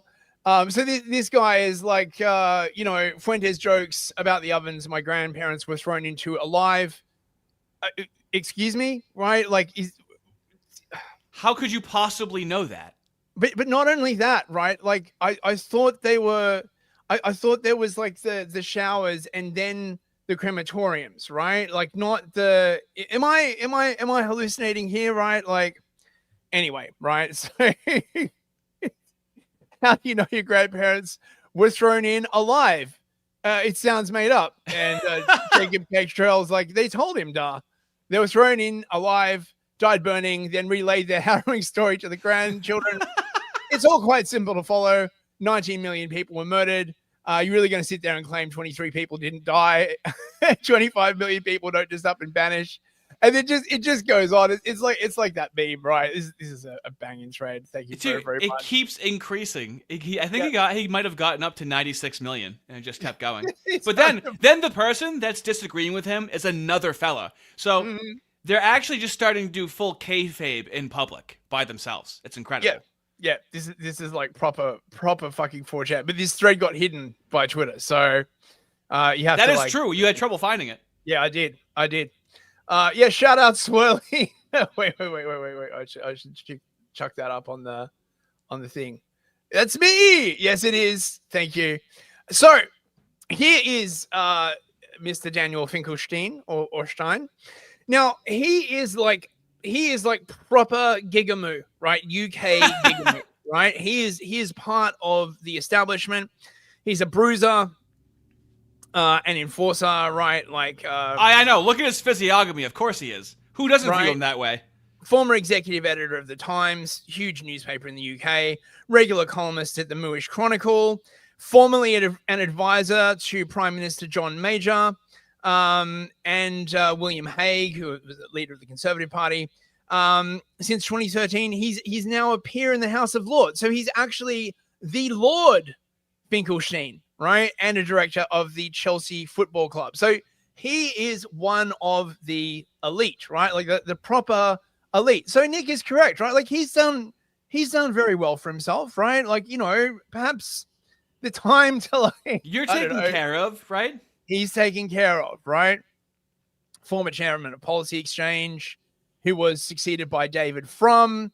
I want to, you know, he's chairman of the centre-right public policy think tank Onward, right? Now, do you see how many different things one moo has their hand in? Yeah. And Onward, right, like is a very progressive name, right? You know, forwards, onward to progress. Supposedly a right-wing think tank. Well, centre-right, okay, because you know how that works. Founding director at the Social Market Foundation, vice president of the Mooish Leadership Council, and one of the co-hosts of the weekly podcast, How to Win an Election from the Times. I mean, this guy, he's freaking everywhere, man, right? Like, so, you know, they mention his mother, Miriam, was a Holly survivor, Bergen-Belsen, while his father, Ludwig, was born in Lvov, in Poland, and became professor of measurement and instrumentation at City University, London. So has he written anything? Has he produced any works? Well, I just want to cover this, right? Yeah. His grandfather, right, Dr. Alfred Wiener, of course, is a founder of the Wiener Library. Now, you might think that that's like a place where they store like penises or something, right? But actually, the Wiener Library is a sort of a massive archive of Holocaust stuff. Apparently, Wiener, his granddaddy, was the first person to realize that things with Hitler were going to go bad. Okay, okay.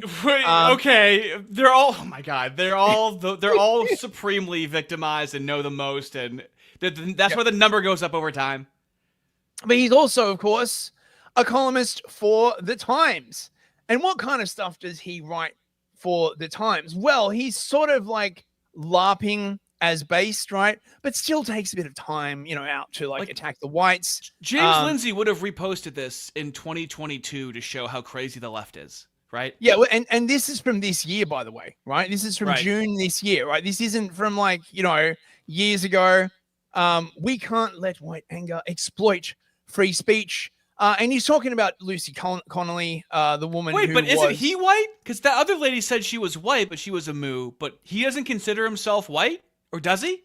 Do we even have a clarification on that? I guess being white is a bit like being queer. You know, it's an identity without an essence. You know, like like a movable feast, as it were, right? Like, imagine if Lucy Connolly, jailed for a tweet after the Southport murders, had been Islamic and her targets Christians. Imagine if Lucy Connolly had actually like stabbed a bunch of people. Right? Imagine if she went and then exploded herself. Can you imagine that if she did that? Can you imagine the backlash against the peaceful Muslims? Right? And this basically just, again, right, like goes on this whole, like, you know, words of violence, but violence is somehow not violence if it's against like white people, right? When violence happens, let's go hypothetical. Can you imagine this situation? Hold on. Can we just focus on what the fuck we're talking about? Never in the present. Never in the present, right? And so he's basically saying, like, you know, he's generally against restrictions against speech, except for this time, of course, right? Except for this time, right? Like, you know, he reckons that he was against the arrest is that a license I see? She will serve a year and 2 weeks before being released on license? What the fuck does that mean? What does it mean to be released on license? What does that mean? Parole. It's what the English call parole. Right? You released on license, mate, right? And he says that he's against the arrest of Alison Shabloz. I don't know if you know who that is, but she was like a woman from London who was like arrested for writing a song about moose, right? Yeah. She got like a couple of years. She's like banned from like writing songs. Like, I'm sure they treat her real nice in jail too. Oh, but she's out now. But like, I mean, it's so ridiculous, right? Like, you can never write music again. She's very talented too, right? Yeah. And then, of course, there is no future in politics of victimhood. Okay. I'm sorry. Did Nick Fuentes write this article? This is from August 19th this year. Again, right? Like this is He's current. gearing up for this conversation. Tell the story of me mum and me pop, and everyone's gonna buy me book. I mean, like what? You'd be like, oh well, me mum was exploited by a grooming gang. Oh, except like, you know, those women probably won't have kids because they're like all destroyed. So you're not going to buy me book written on the pages of my own mum? Really? These girls probably won't even have children, right? So like there won't be anyone to carry their fucking torch, will there? Right? Like you won't have like, oh, me grandma was, you know, exploited by a grooming gang, right? How the fuck is what happened to you any fucking worse? Oh my fucking God. Yeah. So I'm getting like, no, it's getting okay. Fucking angry now. Yeah. You want to cool down a little bit with you know, Piers Morgan really acting like a big alpha male to Nick Fuentes and you know, not really taking care of the missus at home, so to speak. If you I'm gonna need some blood pressure meds, mate. But he's basically just saying, right? Like, you know, we've got a multicultural society. You're now. so mad right now. There's nothing that can be done about it, right? Like, you know, it's happened, right? Let's not look back in anger, right? Like, what you guys have to realize is he lives in the UK and he is surrounded by man-made horrors beyond your fucking comprehension. He really is. Yeah, that's right. That's right. I don't know. I don't think you understand how much of a blessing this stream has been for his brain. Okay. You know, so like, yes, we need immigration, but you know, like it's been too much, blah blah blah blah blah. Fucking, you know, we have to give up the politics of victimhood. Anyway, So, well, I want to front load this. So okay, first, so we skipping we skipping this. We got the book. I mean, you know, we've got the. Oh, well, yeah. Get to this. Wait, I didn't know the book was really called Hitler, Stalin, Mum, and Dad. It's really called that, right? Like it's really called because that. I just hear me mom and now it's a joke. That's not supposed to be real, bro. That was supposed to be a goof. Well, in America they called it Two Roads Home. Right, like, you know, clearly the American publisher was like, you know, maybe we should change the title. Yeah, we actually make fun of people for that shit here. We had to fucking cool that down a little bit. So his granddaddy, right, you know, Mr. Wiener. Wait, founded his grandfather. Do you mean the pants or the belt? Go ahead.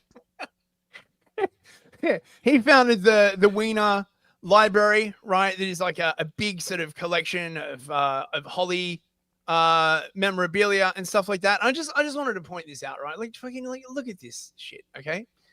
And the kind of like stuff that they're doing is this queer desire in the Holly, right? Like it's just why does it always come back? It's like it wasn't bad enough that they were in the Holly. Did you know that gay people were caught up in it as well? Dude, to having to queerify it is something that James Lindsay would have actually. He never criticized anything remotely close to the Holly, did he?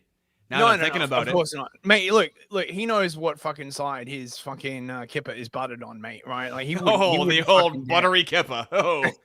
That sounds like a Houdini or a Dirty Sanchez, the buttery kipper. The buttery kipper. We'll make up what that is, okay, collectively. Chat, if anyone wants to make up a description for the buttery kipper. As your YouTube monarch, okay? Everything is voluntary, but the community, I believe I'm speaking on behalf of the people. Am I doing monarchy well? I'm speaking on behalf of the community that they would like an offering of what a buttery kipper is. So I mean, fuck me, I've got so much more. I know, right? Come on. We get it. All right. You're getting mad, okay? I want to ease your pain, okay? So if you are gonna do something, blast through it. Okay, so after this, right? Like, what are they going to do? The same day that the Piers Morgan interview dropped, this came out from the NCRI, which is the group that, if anyone remembers the bit where Jordan Peterson like hooked up with that think tank and did that report on how like saying Christ is King is very anti-citrus. Yeah. Wait. Where's the thing? I gotta. That's anti-citrus. Yeah. Very anti-citrus. Yeah. And they're basically saying, did you know that the only reason that Fuentes is popular is because of bots, bro? Right? Okay. It's almost like Russiagate with Trump, right? Like no one really likes him. Yeah. Or like COVID, this is all they have. It's going to be exactly the same kind of stuff, right? It isn't happening. It's a small vocal minority. It's full of bots, right? Like the Network Contagion Institute. If you were paying attention during COVID, this is going to be exactly the same fucking playbook, right? And what do you know, right? It's run by Finkelstein or Stein, funded by the ADL and the Open Society Foundation. Well, imagine that. Who could have possibly freaking guessed, right? And this is the kind of people that are running the Network Contagion Institute. ADL and the University of California at Berkeley's D-Lab have been working to develop a new approach to tackle online hate using the latest methods. The goal of the Online Hate Index is to help tech platforms better understand the growing amount of hate on social media. Use that information to address the problem. By combining artificial intelligence and machine learning with social science, the online... I can't. I absolutely can't. You might be muted. I absolutely can't. Mainly because you can't like scientifically approach hate. This whole thing with hate, that is your political enemy. Anybody mind reading and saying someone's hateful is your political enemy. But I mean, it's just, mate, like just the word clouds in this are like fucking funny. And hate index will ultimately uncover and... Oh yeah, here we go. Yeah, this is white rights. So you will notice that the largest one is white rights. Oh yes, what a hateful idea, right? And can you believe you could Black Diamond ski down her nose? Isn't that incredible? Guns are cool is apparently another hate comment. Men's rights is a hate comment. Like, what the fuck? 9/11 truth. I guess you guys were behind it. Why the fuck is that in there? Why did that raise a flag for you people? Censorship. Mate. Identify trends and patterns in hate speech across different platforms. We've just completed our first phase of research, and we found that the machine learning model identified hate speech accurately between 78 and 85% of the time. In the next phase of our project, We will look at specific targeted populations in a more detailed manner. Targeted. We'll examine content on multiple social media sites, and we'll identify strategies to deploy the model more broadly. While there's still a long way to go with artificial intelligence and machine learning-based solutions, we believe the online hate index will help tech companies better understand the extent of hateful content. Turn your head, bitch. By creating community-based definitions. Let me see the profile. Yeah, that's what I thought. Oh, ADL. Oh, ADL. I covered that on the stream 2 days ago. So this is a bit old. This is sort of like I believe they were ramping this up. Well, this is when it was prudent. This is when people were still swayed by racism. Yeah, and also during COVID, remember when they just had like this, they had everything they wanted, basically, right? Yeah. They're like, the European Union is like doing the same thing. They've got like AI bots, like they call it hate demics. I'm serious. This is a real thing, right? Naughty. As someone who relies on puns for titles and whatnot, that is a horrific pun. It's a hate demic, bro, right? Because it's contagious. Like a disease, right? Well, no, they did this with this is what really sent me in the direction that I'm in now, where a town in Massachusetts considered racism a national health emergency, like medically. And my friend was living in Japan, and he's like still kind of a lefty, and I showed that to him. He goes, "Yeah, well, dude, that's dumb." And it's like, we need more than dumb. This is when I discovered that people like Piers, right? Yeah, dude, that's stupid. I don't agree with it. It's like, that doesn't shift you at all that something weird is happening, that they're medicalizing racism. That's not strange to you. What they really want, obviously, right, is to use COVID for other stuff, right? That's like you probably remember this, right? They were like trying to say like climate change was like a global health concern. Yeah. Racism is a global health concern, right? And if they can just like get the WHO to declare like a pandemic of racism or something like that, then they can just, roll out all of this stuff. But apparently they are being blocked in these efforts by the speech mafia. Dun, dun, dun. Hey, that's some nice censorship you got there. This is It'd so be a shame fucking if someone was to- estrogenic. It'd be a shame if someone was to liberate the population. They always, but this is the funny part, because the left is always like, oh, free speech just means hate. That's why you need free speech. And it's like, yeah, you have to protect speech that you don't like. That's what free speech is. They'll never quite grasp that concept. So this group, they're basically spinning up Antifa cancel pig cells. Right? Like fact checkers, public authorities, but also youngsters as activists to effectively prevent and combat polarization, the spread of racist, xenophobic, and intolerant speech, as well as conspiracy theories. Well, how do you think they're going to do that? Oh right? My they're going to do it. Wasn't this the whole thing that James Lindsay put on people's radar about Mao and radicalizing students in the 60s and radicalizing the youth? Where is he now? James. Oh, well, never again is now, bro, is the most important thing, basically, right? So this is coming to the EU. The EU's just dropped 650 million for this crap. Money just comes out of nowhere, Milo dropped this survey. I can't get the results of this poll, basically saying, did you know that Fuentes is actually really unpopular, bros?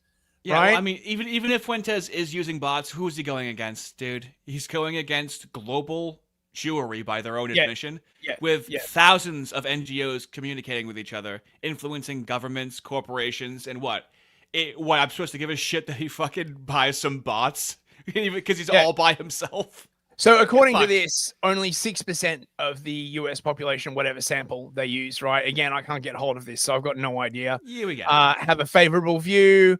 12% of 18 to 29, 9% of 30 to 44. So it's just a small vocal minority, bros, right? I feel like I've heard this before somewhere. And then we have the Senate resolution. Wait, we should do more super chats, man. Yeah, we're a little behind. We got a bunch backed up. So we are at Brandon Tatum, I believe. We haven't said his name, have we? No, we have. Sharif. So Rob Wiley for $5. Thank you, mate. Actually, do you want to read some? My voice is a bit... Absolutely. Brandon Tatum posted a fake edited clip to his shorts of the Nick Pierce interview to make Nick look like he was losing. New low. I'd love to see that. I'd love to see. I'm an editor. I would have a fucking rough day at the office if I had to make Nick Fuentes look bad in that. That would be very difficult to do. Phoenician, $2. Thank you, mate. What's with the Fuentes and not Fuentes? Some people get tripped up on his last name. I don't know how. It's just Fuentes, but Fuentes. Yeah, Piers. Nick Fuentes. Drenth. Oh, yeah, you became a member. Yeah, you did, buddy. Yeah, you did. Thank you very much. You'll be pleasantly surprised, I believe. J Money, $2. Thank you. That big lad Danny, wrought intimidating, isn't it? Yeah. The powerhouse. The powerhouse. Slackademics Legend, $5, mate. Thank you so much. No. You see, in Danny's case, it's not victimhood, because really, he's the only one. He's only one that he's only that appalled because it'll be bad for the U.S. You know, like isolationism. They help so many other people. Yeah, exactly. New member, what's up? You'll like it. There's a lot there for you to chew on, especially if you go to work and you're able to just put a headphone in your ear for 4 hours. Really, really very helpful for you. J Money, $5. Thank you so much. Do you think his dad took the kippa off to jump in the swimming pool? Buttered kippa is what you call a fat you-know-who. Did he take it off before he jumped in the swimming pool? As we all know, I do not disavow that. The new GM, $5. Thank you so much. Appreciate it. A buttery kippa is what Pierce's wife pays 3 migrants to perform on her while Pierce is in the chair. Which part of the woman is the kippa, I wonder? Oh, mate. Dude. Stackademics Legend, nice tits, $2, thank you. Buttery kippa, an iconic dish made for Yom Kippur. See? We can be wholesome. We can be wholesome in the chat. Are you ready? Are you ready to get his ass? Are you ready to get his ass? Are you ready to get his ass? Yeah! Get his ass! Total Blackout Painting, TBP! TBP! $10, thank you so much. Thanks very much, mate. This woman looks like AI. Well, someone looks like AI when they also sound like AI. You know? It really goes together. The look complements the sound. Appreciate it. Testing, $2. Hair index, just a scientific... Hate index, I think that's meant to be. Oh, hate index, just a science... Yeah, scientific as calculus. It's just like what they do. Yeah. I'm going to calculate how hateful you are because you're so hateful.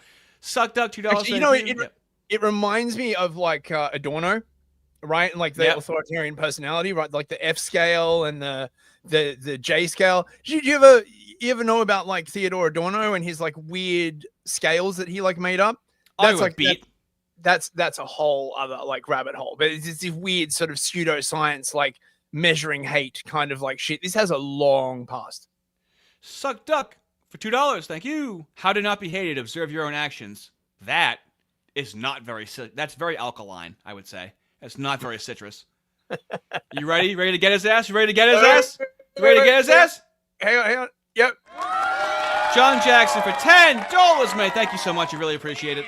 Fuentes is a Fed with bots. Guess I love Feds and bots now. That's what's confusing. I understand, as we've covered. Oh, fellas, also, I now have a live stream playlist of the Artie in Fist streams and a playlist of all my videos, including streams on Nick Fuentes, in case you would like to know my opinions on Nick Fuentes as we cover on the stream.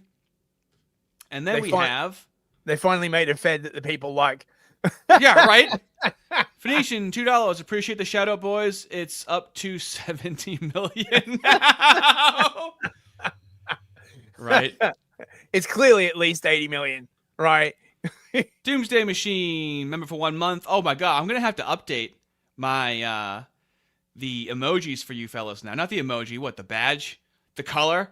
I gotta update the color. I have to know where I'm gonna go. Sucked up for $5. Thank you so much. Isolationism, because our government has proven it cannot balance foreign aid and domestic policy at once, so I see it better to not give them the choice. That's the issue. The people that want to take your money and give it to the government are never because look at how the government spent it well. Ever. Yep. I used to have these conversations with the left when I was more on the left. I'm like, hey, if you want me to pay taxes, show me the good example of where my fucking money goes to. Or advocate for government transparency. They could easily have a ledger of where the money goes, but of course they won't. Also, right, like the current foreign interventionism, right, that's happened like since 2000 has been fucking terrible, right? They don't actually go in and like take over any countries, like really, right? Like they don't invade anywhere. They just go in, they decapitate the government, they install a new government, and then like fight a sort of prolonged insurgency basically forever. If the interventionism of the US had produced good results, right, then I think people would like feel differently about it. But all of the interventions have been fucking terrible. Like well, you know, Iraq. Well, allow me to give you a good intervention, which would be making fun of Piers Morgan for having a whore wife very, very soon. Okay. Right. Okay. Let's see what else have we got. So just go to the wife. Go to Piers. Oh fuck. Fuck. No. I know. We got to do this, right? I know we do. Did you know, right, that there is currently a Senate resolution, right, backed by Chuck Schumer in the freaking Senate. Okay, right? This is the craziest shit I have ever read in my fucking life. Senate Resolution 533. This is what happens when the UK can't like do something about your speech. This is what they have to like alternatively go to. Whereas Nick Fuentes is a white supremacist leader, organizer, and podcaster. Whereas Fuentes identifies himself as a quote white identitarian race realist. No, let me hold on. Let me just take the wheel for 10 seconds right now, okay? Okay. So this will also be covered tomorrow. Of the same doctrine. Cultures are relative, but ours is superior. Yeah, it's just a gymnast. It's just doing gymnastics ideologically to just arrive at white supremacy. Exactly. No matter what they use on the, they're not leftists though, okay? But that's inevitably where they end up at as Nazi and white supremacists. So that just reminded me of that. And let me give it back to you. It's like everything is white supremacy. You know what I mean, right? Oh, fuck, wait. Yep. Okay, so whereas Fuentes is a frequent Holly denier and supporter of Mustache Man, who has said on his show that Mustache Man was awesome. He was right, and the Holly didn't happen. Described Mustache Man as having, quote, an aura and being, quote, really cool. Has hosted Mustache Friday. No. Has criticized Polish people for, quote, this bad habit of hating Mustache Man all the time. Has 5 popularized the phrase 6 million cookies to express doubt about the 6 million moves. To express doubt. Now, you can doubt what? That Obama was even born in the country, right? You can doubt that anything about your president, the leaders of your country, you can doubt anything about them. This is what Nick Fuentes is highlighting. And call him whatever you want. This is the whole point of saying Hitler is cool, and this is why he's becoming invincible. This is what they will focus on. Your elected leaders around the world. If they can't control your speech, United States, last line of defense, fellas. Yep. If you want to deny the Holly, this is what they will do. He's showing what they will do to try to take you down. How are the needs of the very few right now not taking precedent over every other fucking problem in society? Oh, well, they got time for this, mate. And right? this is just a laundry list of like all the shit they hate. That there's a cultist at the top level of society. This is a scaring of grievances. But not only that, right? Like what I realized in COVID is that like they only care about shit that is true, right? If he was like basically saying that, aliens invaded his like butthole and like that's the reason why for 9/11 and stuff, no one would give a shit, right? It's only because it's true. Okay.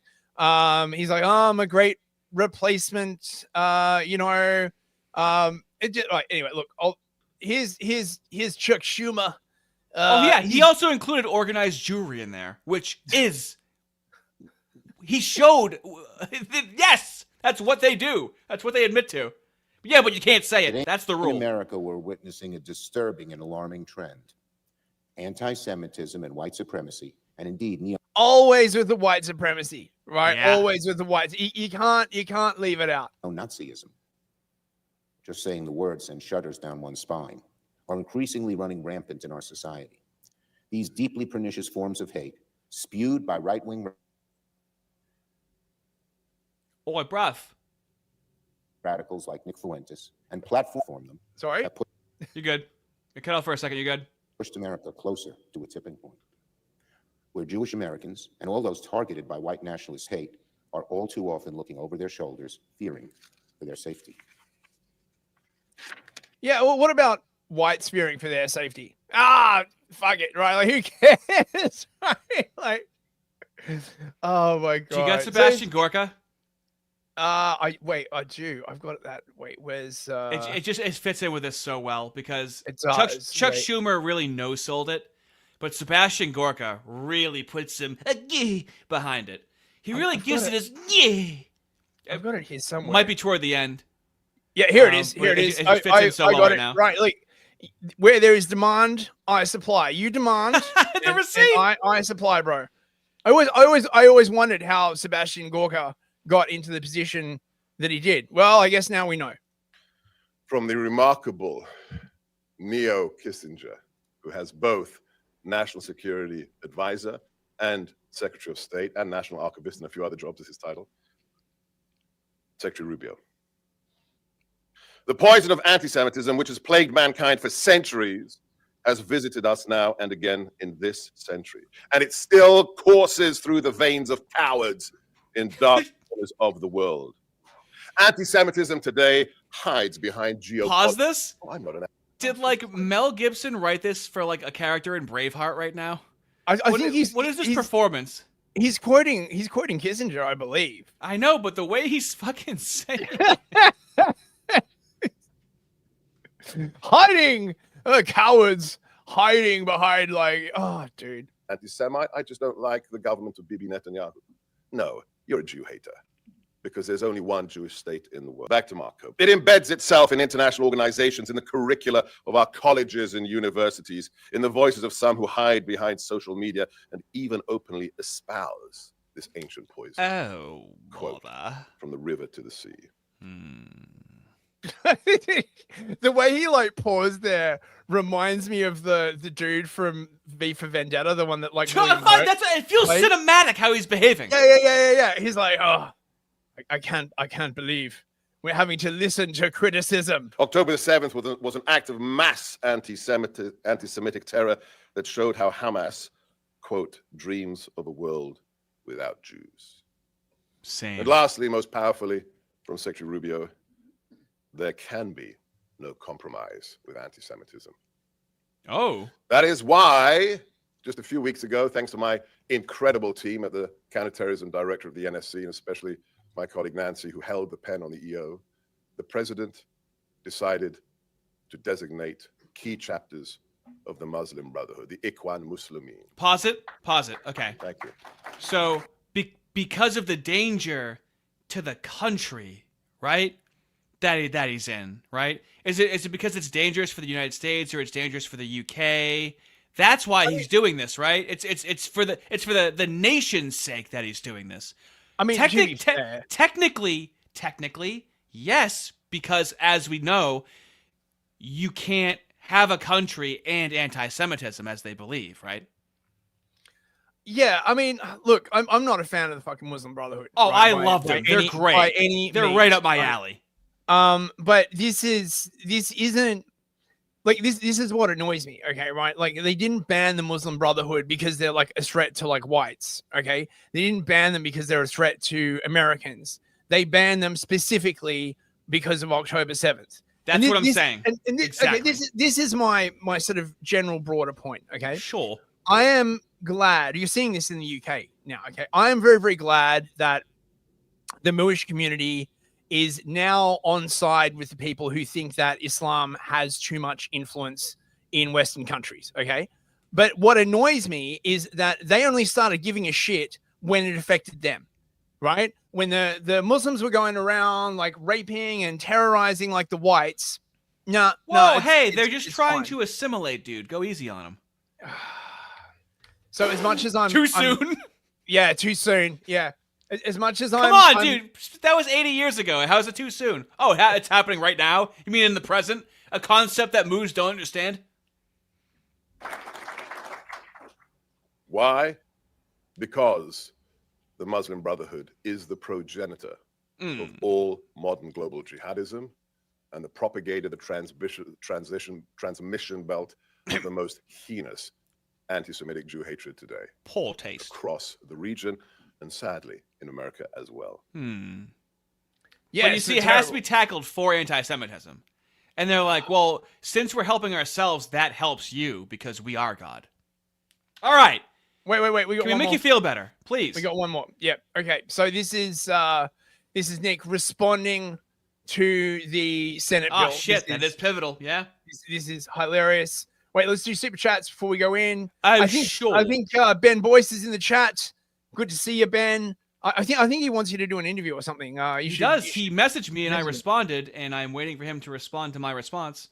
Oh, now that'll be a good watch. That'll be a good watch. Would it? Would it so really? let's see.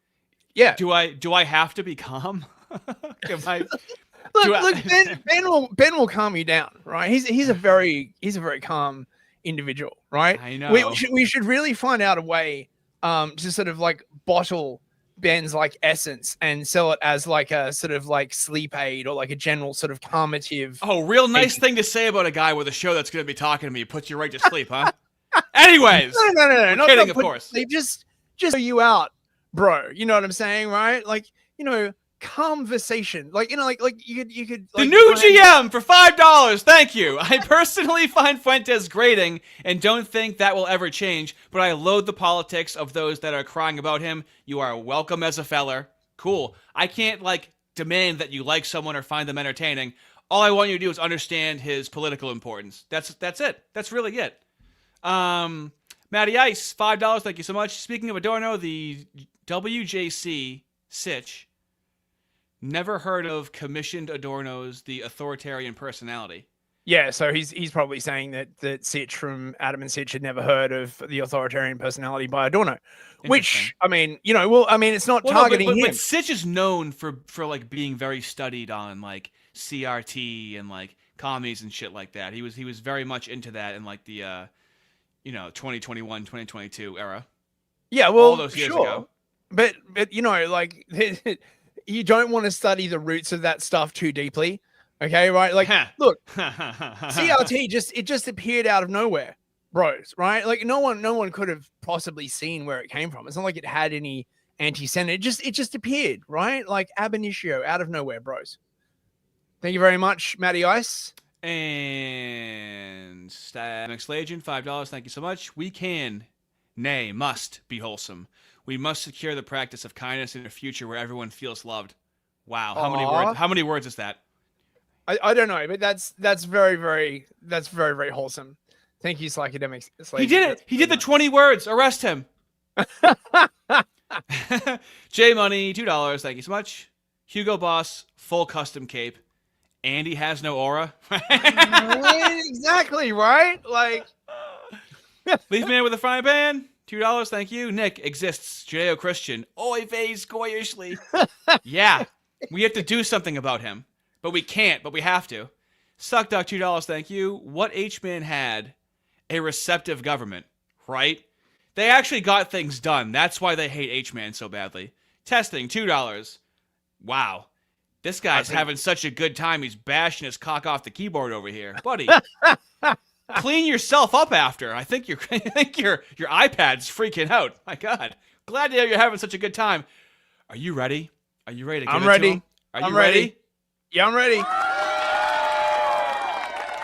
John Jackson for $10, man. Thank you so much. I really appreciate it. 2030s are going to be lit, right? Mate, well, that's yeah. I am carrying through this momentum the best a little boy can, as much as I possibly can. Crazy. It's going to be could so fizzle out at any crazy. moment.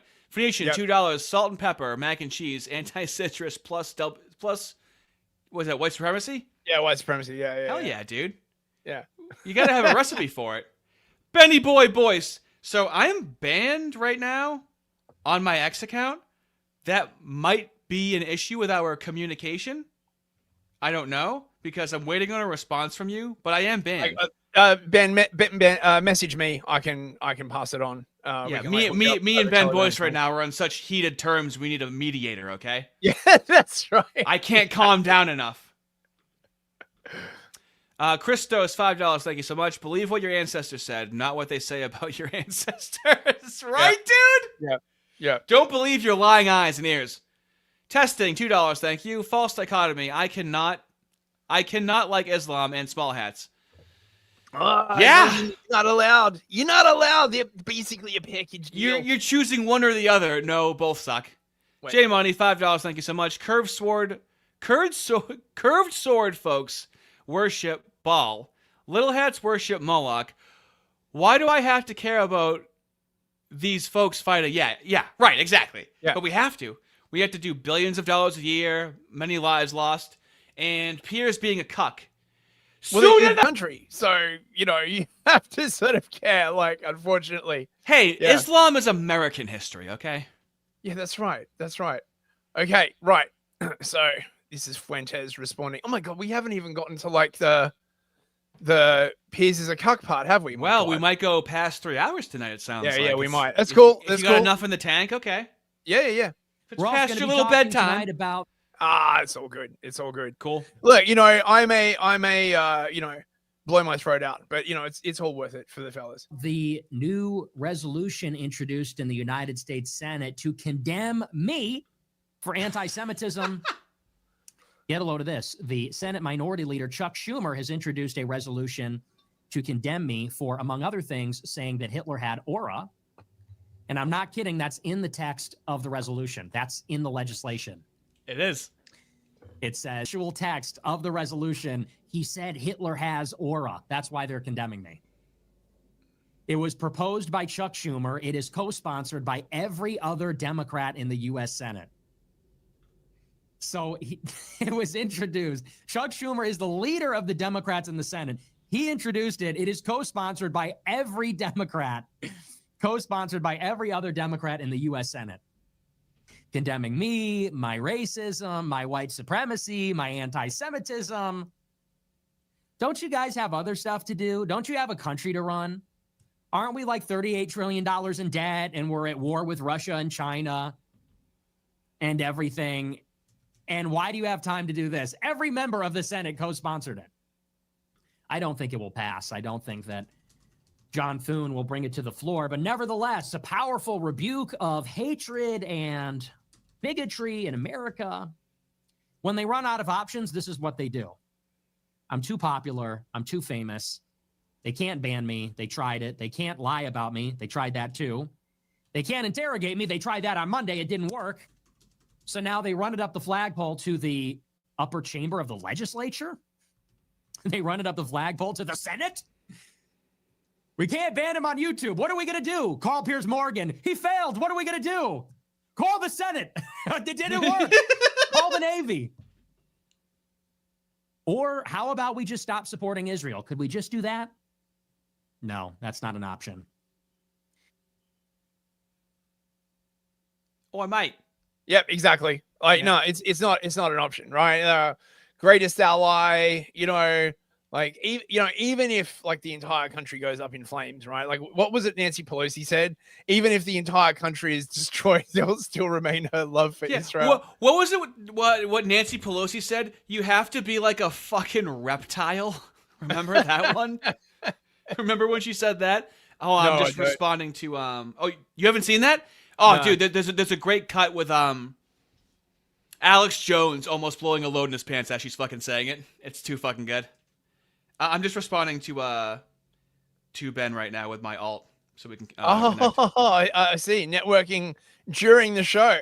Yeah, during work hours while I'm During clocked work in. hours. Okay, right. Hold on. Get ready. Get ready to get this motherfucker. We got to get two motherfuckers first. Hold on. Okay. Get him. Just get him out of the way. Just Okay. get him out of the way. They're a got it. bother, okay? These people. 10 Get his years. ass. Get his ass. Yeah. Fitz Jam. I'm 41 years old. Best incentive to stay in shape and healthy. Being around when Gen Zyklon finally takes the levers of power from Crypt Keeper boomers. Right? That's your motivation. If you're a hamster on a wheel, that's the carrot in front of you. Is that how that works? Yeah. It's gonna be fucking crazy. And Waffle. Wow. 10 there he is. Memberships. There he is. He's a mad lad. And you want to know what? Mad lad. And you want to know what? Now the What? Chad does what the Chad wants, and no one is stopping him because Chad does what Chad wants. Unbelievable. That's right. Thank you very much, Waffle. Appreciate it, He mate. makes those raids fun. Also, Waffle, in case you don't know, tomorrow covering some James Lindsay cringe, in case you haven't heard that. So thank you. Okay. Let's so this is okay, right. So Okay, yeah. no. So I want you to show this after you show him being a feminist, okay? I want you to front load it by him being like, you know, no one's shown it that way yet. They'll just show Piers and be like, and then, but I want to show right now Piers being like a really supremely like pathetic man that like, it's no question why he won't stand up for his country, okay? He doesn't stand up for himself against a woman that is kind of cool. This woman definitely, I understand Christians, you're not supposed to have infidelity and cheat, okay? But she definitely should with Piers Morgan. Christians, now this is a true statement. Christians who believe you should never cheat have never had to have Piers Morgan lay on top of them, okay? So I'm come on. I'm going to pray on that, okay? I'm going to consider what I just said, okay? But that is a fact, as far as I know. So I just want to like show this tweet. This is amazing. Piers Morgan's wife has slept with at least 6 million men. It is the most extensively documented event in human history. It's actually 7 million, you reprehensible cuck denier. Please don't put me in jail for cuck denial. Are you a cuck denier? It's probably more. They're finding new survivors every day. It could be not just men.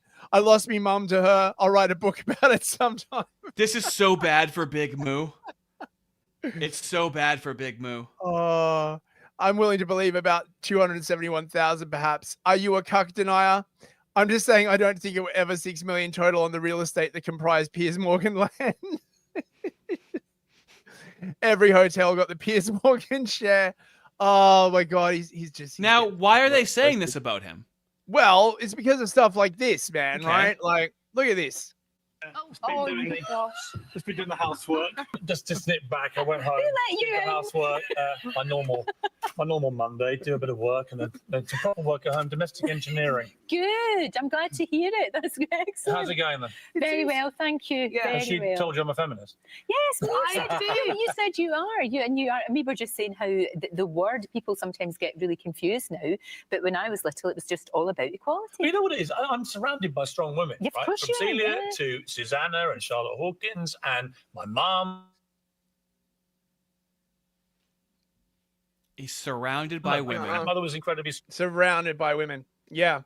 I can fucking tell, mate. I can fucking He tell. walks in performatively with gloves on, like he just, and then has to say, like, did I tell you that I'm a feminist? Wow, that guy right there. So wait, maybe he has a good relationship with his wife, though. Okay, I don't want to pry. Okay, I don't want to be improper. Okay, I mean, dude, look at this cringe photo, right? Like, just oh my God, that smile is just so like forced. Yeah, can like, you it's zoom just- in on that? Can you zoom in on his fucking face on the left? Can I? Yeah. Wait. No, it won't. No, okay, that's fine. It won't fucking let me. Oh wait, hang on. Yeah, I can do it. Wait. I gotta open it in a new tab. Dude, he looks like it's his first day of school and his mom dressed him. Look at him. I mean, look at the like. His I just- shirt is a bunch of paper clips. It needs to be a Wojak, right? Like this. Oh, this yeah, it needs does. to be a Wojak. Somebody make this into a Wojak, please. The internet in general, please. The internet in general, yes. A plea goes out to the internet. So there's a bunch of stuff because his wife's like a journalist, right? There's just tons of stuff out there about their relationship. Now, you know, she's sort of like spicy and sassy, and honestly, I'm not really like mad at Celia, to be perfectly honest. It's hard to be. It's hard to be because she's with Piers. That's what I'm saying, dude. It seems like she's got a pretty good sense of humor. I don't know like how the fuck she wound up with like I'm Piers. pretty sure Jesus had an except for Piers clause in everything that he said somewhere. Someone must have wrote that down. I don't know. Okay, like, you know, maybe they're actually quite in love and it's just a publicity thing. I had my wife like troll over her Instagram, and there are lots of pictures of them together. Okay, so I don't want to just, you know, you can't really know the inside of someone's relationship. But everyone is dragging Piers because he dragged Nick about being a virgin, despite the fact that he's a devout Catholic. So I mean, right? Like Piers claims to be claims to be a fucking Catholic. I guess he's Catholic in the same way that the Pope is. You know what I mean? Oh, we're allowing like trannies now and stuff, right? Yeah. So I mean, it's not very, very good form. Yeah, especially when Piers is gonna be like, oh, you haven't gotten laid, huh? Yeah. Well, I mean, this is a standard attack, right? Like that goes back like years, right? The only reason you're angry about the way society's going is because you haven't like gotten laid, right? If you got laid, and this is making a lot of people actually very, very suspicious about sex generally, because it implies that one of the reasons why things have gotten so bad is because everyone's just gooning and like, you know, sort of, you know, relaxed in sexual afterglow when they should be out like, you know, conquering Belgium or something. You know what I mean? Right? Something more important and masculine. You know what I mean, right? Like, you know, and that's like, oh, you know, maybe you'd feel better if you had some internet pornography and some, you know, fornication. I mean, yes, like you know, you do come across people who are just, you know, very, very wound up, but proper advances as a society when everyone's content and relaxed. You know what I mean, right? Yeah. Lindsay, of course. Isn't that like an age of decadence in a way? Yeah, it is. It's totally an age of decadence. Yeah. Lindsay's like, this is standard G per behavior. So he must be saying, it just reminds me of the way like the Moos spell God, right? Like, oh, clearly because like there are accounts just searching for the word like groper, and every time he like mentions it, he gets like fucking ratioed. Oh yeah, he's afraid there's gonna be a nutter. He's so scared. He has that same kind of like behavior of like scared that something's gonna happen to him. Yeah. And that's why, right? Like they feel like it must be bots because they just cannot comprehend the idea of like an actual organic pushback, right? Like they have basked for too long in this sort of like time when everything was mostly fine, right? Like that's sort of the boomer experience. But for Gen Z, things are not mostly fine, like at all. Everyone is really fucking angry. And fundamentally, they want a renegotiation of the post-war consensus, right? That's what this is really about. They want a renegotiation of the post-war consensus. They want a renegotiation of Holocaustianity. They want a renegotiation of the civil rights regime, right? They want a renegotiation. And they're just like, you know, and the boomers and the are like, oh, no, we can't do that. These are fixed in stone, right? Like these can't be changed, which makes them effectively the Constitution, right? Think about it. The way these people think about the Civil Rights Act or Hart-Celler or any of these like other acts, they give them the same reverence that they give to the Constitution, right? They're like, oh, you know, we can't change that. So it's like they basically snuck a new constitution in by the back door, right? The Civil Rights Act is not technically part of the Constitution, is it? They didn't make a constitutional amendment to enable it, did they, Artie? Do they have a picture book with the Constitution? Because I don't read, motherfucker. I don't know. Chat. There you go. Chat. Your channel monarch can't read, okay? But I was chosen by the YouTube gods. I can't explain it either, okay? It's a good thing you got a good advisor, mate. Yeah, exactly. What's your title? If I'm the monarch, what are you? I would be the vizier. The Grand vizier. Vizier. Yeah. Vizier is like in like the Ottomans or whatever, the lead advisor to the king, right? So the king would come in and be like, we need to do like X, and the vizier will come in and be like, you know, that might be, I read this thing, or no, because the Holy king shit! is like, It's when we were first trying to do the stream, and I'm like, I want to do this, and you're like, hey, ain't that fucking easy? That's literally what fucking happened. That's literally the role of the vizier is to be like, my liege. Like I appreciate the sentiment, but it might be like a little bit difficult. What's the guy from Game of Thrones, Tyrion, like the little dude, right? Like he's sort of like a vizier, except they've got like the small council basically, right? Yeah. So Piers is like, I'm going to start branding those who shame women, who stand up for women's rights, women phobic. Oh, bravo, Piers, you fucking sagging Doberman looking motherfucker. Right? Like, that was such an Australian British fucking. Go back to fucking 2010. Jesus, mate. This is the guy. Okay. Right. So this is a bunch of like clips from Celia's Instagram, and it seems like her brand is sort of, sassy independent woman, slightly right-wing leaning. Don't examine any of the things that allow the left to go too far. Classic conservative position. We must stop the left from going too far without examining any of the assumptions that allow them to make all the headway. I don't know. She seems pretty funny, honestly, right? Like, I ain't mad at her. It just, it's just not very Catholic or religious, right? Well, of course it isn't, right? This kind of highlights like the fundamental tension between traditional Christianity and women's suffrage, essentially, right? So nice of her to take Pierce's last name, Oh yeah, that's right. But to be fair, right? Like she was already like a thing before she married him, right? Like, so she was already known as a person, right? So changing her name would have fair enough implications, right? Wanted cool boy. Piers like reading, I don't know, it looks like some feminism. A fucking humiliation ritual. What else would that fucking be? You think he wants to do that? She did like half nude pictures in this is after she's married, right? Like, yeah. It looks kind of fit to me, right? And then she posts like a lot of stuff about like how difficult like Piers is to live with, which like quite frankly, here's her like hugging on Lenny Kravitz. Yeah, she's touchy.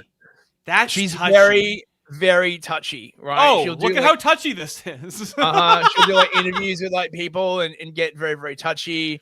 The Speedo clear, like, oh what is the function of that? And then Pierce has to love the humiliation. I wonder if he even sees it. You know what I mean, right? This picture is captioned "What a gigantic ass," right? Yeah. Like everyone knows this. Piers is known for this. And there's this one, right? Okay. Like it's just him blowing hot air. Let's hear it now. Now this guy, okay? What did this guy say to Nick Fuentes about getting some puss, okay? About being a man, right? Being a man that gets some trim, right? I just want to show you this meme first. Look at this shit. This is fucking great. Whoever posted this, God bless you. Even the angle of the head. On the left. It's just so. It's like, oh, how can you say that? Right. So let's go to the actual freaking interview. We got like, okay, right. All women are annoying. All women grow old. They all get fat. Says the guy. Have you ever had sex? No, absolutely not. Wow. Says the guy who's never got laid. That's the thing, though. You boomers, it's you think always you're an expert in women, free love. given you've never got laid. Yeah, we are going back to the Stone Age. You're absolutely right. This. You're talking about empathy and your kids are empathetic and they would never laugh at a joke about the Holocaust and you're a misogynist. You're a simp yourself. You're totally henpecked. That's the problem. Henpecked. Let me play another clip of yours about women. A lot of women want to be raped. And when I say raped, I mean like, that sounds bad when I say it like that. But there's like a lot of women that really want a guy to beat the shit out of them. But also they have to pretend, but part of it is they have to pretend like they don't. You think women want to be raped, do you? That's what the studies show, Piers. That is what these statistics you believe, they have fantasies. They have fantasies about it. I don't think that they want to actually get raped, but there's a study out there. Get ready for this. it says 62% of women have rape fantasies. And if you read anything that they're reading, if you watched what they're watching, what do you think 50 Shades of Grey is about? What do you think Twilight is about? I mean, that's just true. You think women want to have the shit beaten out of them, as you said? He just said no. And it's very disturbing, but it's true. Do you think your views on women might change if you actually ever had a relationship with one or had sex and actually had a proper relationship? I mean, people say the reason you're so angry about women is you're basically an incel. I'm not angry about it. You sound very angry. Pause it. Like, what is more embarrassing, being an incel or being Piers Morgan? Which one is really more embarrassing? Mind you, Nick Fuentes is voluntarily celibate, right? I mean, he has a bunch of money. The way Piers goes on, like, you sound very angry about. No, he doesn't. he's just quite calmly like, oh yeah, you know, it's quite disturbing, right? Like, he's not. Nick isn't frothing at the mouth. The entire time, Piers is like, oh, you sound pretty fucking pissed off right now, huh? Go ahead, show me how fucking mad you are. And Nick is like, dude, why are you yelling at me? Like, just have sex, incel, right? And then you'll agree with the boomers. You can see why, like, you know, the younger generation are suspicious of fornication. And you can also see why, like, as more and more young men are just denied any kind of sexual contact due to, like, the way everything's going. These kinds of views. The woman has all the power socially, so she can just lie. She can make you look like, she can gain your attention and then make you look really fucking embarrassing and cringe, and then go, haha, I was just kidding. You thought I really liked you. There's so many things a woman has the power to do, and the guy just has to be like, oh, that sucked again. Again, that sucked. Again, that sucked. I mean, it was this way even before the state got involved, right? Now you have the state involved, right? If you even raise your hand or, like, you know, right, like, get too drunk and, you know, have some, you know, dodgy sex or something, like, you know, they just fucking go and get you arrested. This is not sustainable. Like, this is a big reason why relationships are falling off. The state so what you're saying is, when a woman says she was raped, we have to kind of dial it back a little bit and go, shut the fuck up, you know, for the race, for the race of people, we need that to happen. We go, okay, relax. So look, there used to be, like, a principle, and you can still see remains of it now, right? That you don't get involved legally between a husband and a wife, right? You can't force a husband to testify against a wife or vice versa, and it should not be the state's, like, duty to get involved in this. Now, the way the feminists basically saying is that this enables marital rape or whatever, right? But it's more like a recognition that marriages are supposed to be private, and once you get the state involved, it just makes everything worse. It also comes in this assumption, of course, that marriage is a terrible thing, right? That allows men to exploit women, and, you know, you have to have, like, the ability of the woman to, like, run to the state at the first sign of trouble. We wonder why the fucking divorce rate is, like, so marriages, and I say this as an atheist, marriages are supposed to be religious. Atheist marriages don't make any sense.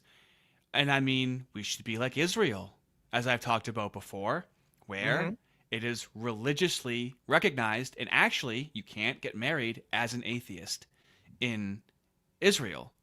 You have to follow a religion if you want to be legally recognized as married. It should be a religious institution. It should not be government mandated. It doesn't make there, because, like, I've been in relationships as an atheist. There's no prescriptions. It's up to her, and she's fucking crazy. Like, I don't have any like patriarchal power in these fucking relationships as an atheist, you know? Yep. Let's do some more super chats. Oh, sure. I'm gonna have to take a 5-minute and leave you at the helm. That's fine. I'll do super chats so we can keep playing this. Go for it. Oh, cool. Thank you. Colin Christensen for $5. Thank you very much, mate. Nancy Pelosi also related a story about her father being a temple servant. She is a temple servant, daughter of a temple servant. Is this like a Shabbos servant, like a Gentile serving in the temple? That sounds yeah, that sounds dodgy. Thank you very much. Agile Walrus for 5 Canadian loonies. Cucked by a ran through 5 out of 10. Piers is truly a glutton for punishment. I would rate Celia higher than a 5, to be perfectly honest. But, you know, de gustibus non est disputandum. You can't account for taste. Big time for $2. I want a Christian ethno state now. Yes, well, don't we all? Double mumble for $5 US Federal Reserve dollars. At this point, I don't want to negotiate with these things. We will remove out these things, even if it means we rule over the ashes. That sounds very woke right to me, double mumble. I don't know if I can support that. Have you considered going outside and touching grass? Maybe having some sex, maybe taking out a high interest loan, getting into internet pornography and perhaps you'll calm down, mate, right? Slacademics Agent for €5. You can't know the inside of someone's heart, but you can know the inside of someone's wife, especially if she's offering in public, bro. Fucking hell. Oh, dude. Oh my God. Frenchman for $20. Wait, I gotta do this by myself. Where's the cheer thing? Oh my God. No. Evening. Merci beaucoup, mon Frenchman, mon frère. Much appreciated. Perhaps I can offer you some foie gras in return. Look at your sizable endowment. Thank you very much, mate. This goes a little slower when I've got to drive both things. John Jackson for $5. Imagine if Celia Walden came out in support of Nick. Fuck, mate. She would be freaking canceled, right? Immediately. She would lose her job at the Telegraph or whatever. It would be very, very sassy to do, and no doubt it would piss off her husband amazingly. So, the new GM for $5. The more I see people like Piers, the more I feel like the three branches of government should be Protestant, Catholic, and Orthodox. Mate, that would be an interesting way of running a government, right? Except if they started descending into religious warfare, you'd be God damn it, the Philiquay, no. Yeah, we'll put a pin in that. Johnny Two Ducks for $2.71. Proud to support you guys with this $60. Thank you very much. Thank you very much. And Soul on the Lich for 100 Argentinian pesos. Let's give you a grooving cat girl. Thank you very, very much, mate.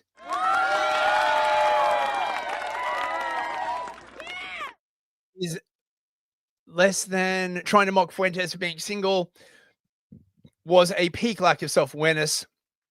Trying to flex he's legally bound to a person who abhors you. Well, again, you can't see into other people's hearts, but it does seem to be quite a fractious marriage, definitely, right? So let's get back to the Fuentes interview. Let's see, God, how are we going for time? Fucking, I make too much.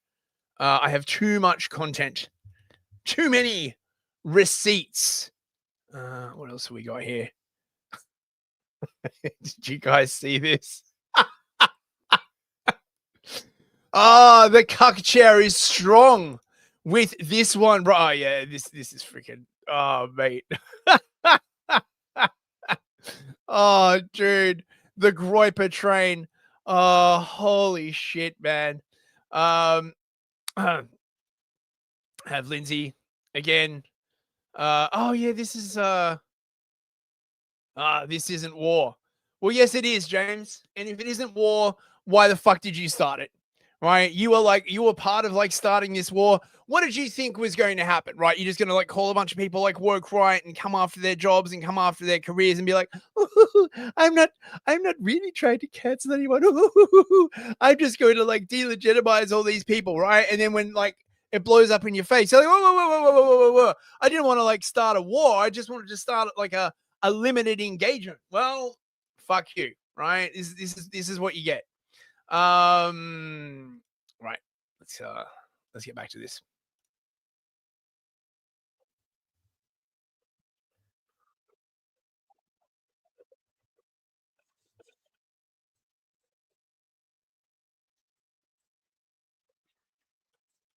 Wait, did we just lose audio? God damn it. What is going on? Restart. Can you yeah, right, muted. Yeah, no sound. Okay, hang on. Let's try this again. On big. Yeah, and the screen Perfect shares. timing. The screen shares being like weird on me. Okay, It bro. does that. Is this working? So hateful towards women. I'm really Yes, it is.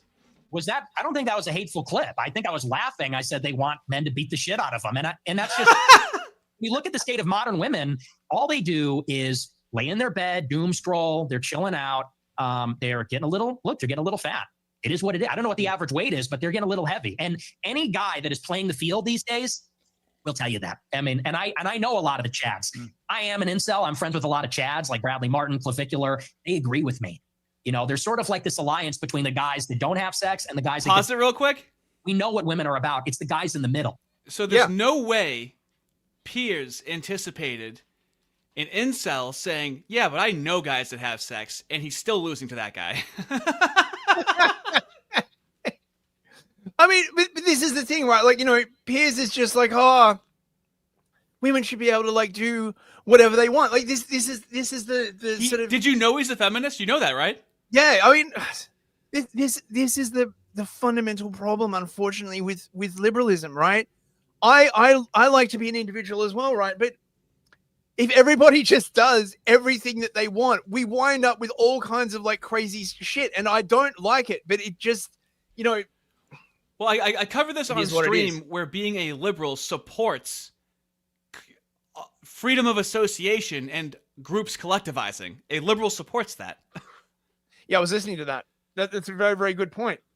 You know, voluntary association, voluntary collectivization is a fundamental liberal principle, right? Real liberalism hasn't been tried, okay? Yeah, I mean, no, but like, look, I would argue the thing about isms is that they are essentially platonic ideals, right? That like exist in the ether. And as soon as they contact reality, they change. Because that's reality does not sort of reality is not perfect. Reality is messy, right? You see this with certain forms of Christianity as well, by the way, right? Like, you know, they have very, very weird views of like human nature, and so they don't survive contact with reality, right? You need to be as sort of like as based in reality as you can to really get any sort of system to work. And although you have principles and you can be guided by principles, if you deify the principle itself rather than the outcome you are trying to achieve, which in all cases, by the way, should be a decent society, and you can't have a society if people stop having kids, right? Like that has got to be the fundamental, most important thing of all. If people aren't having kids, I don't care what your fucking like liberal principles are. I don't care how much of individualism is. You're not gonna survive, right? Like you're gonna be like a bunch of like people being like, oh yes, we all died out, but at least we stuck with our principles. Great. That's fucking awesome. You know? Right. Rant over. Thanks for coming to my TED talk. Guys like you in the middle, it's the beta male orbiters that say, she's amazing, you're a misogynistic pig, because I don't know what that is. I guess. Well, come on, let me explain to you what I think it is. I think when a 27-year-old guy who's never got laid, never had a meaningful relationship with a woman, says that women shouldn't be allowed to vote, they should stay at home, that all they do is fantasize about being raped and being beaten up, that's what they want, that they're annoying, that they get fat, that they get ugly. That's a misogynist. Wait, is Piers saying that women never get fat and get ugly? Like, what the like, fucking dude? Like, I mean, in Nick Fuentes' defense, he can still look at women as beautiful. He still has that sexual energy. Okay, he's never gone through thinking you like a woman, and as soon as you fuck her, she's disgusting to you. Okay. It actually makes you way more misogynistic to be in relationships and fuck women, okay? This is as pure and as beautiful as boy will ever be, okay? It goes in the other direction, okay? Mate, they must want him to like hook up with a girl so badly, right? I bet you at the moment, right? They're lining up like girls to like try and like honey trap him and be like, oh Nick, give up your hateful job as a streamer, and you know, we could go and leave the United States and live on an island together, and like it, mate. Why are you so angry, Nick? Now, you may not understand it because your knowledge of women is so incredibly tiny, but actually, you are the embodiment of a misogynist. No problem being a misogynist. None whatsoever. It couldn't be clearer. And if I was the actual boomers I know, yeah, here you are, 27 years old. And most of the current studies show that a lot of men are really disenfranchised from society, no longer have physical relationships with women if they've ever had them, never associate with women, and build up instinctively misogynist views about women. Yeah, why is that, Piers? Right? Like, why is that? Okay, that men are all of a sudden like really afraid to associate with women. Do you think it could be, right, that you can literally get like arrested and jailed for like what 20 years ago would be like normal behavior? Right? Like I grew up, right? Because like, of the feminists, by the way. Because of that. Man, I grew up in the goth scene, right? Yeah. And like just my apologies.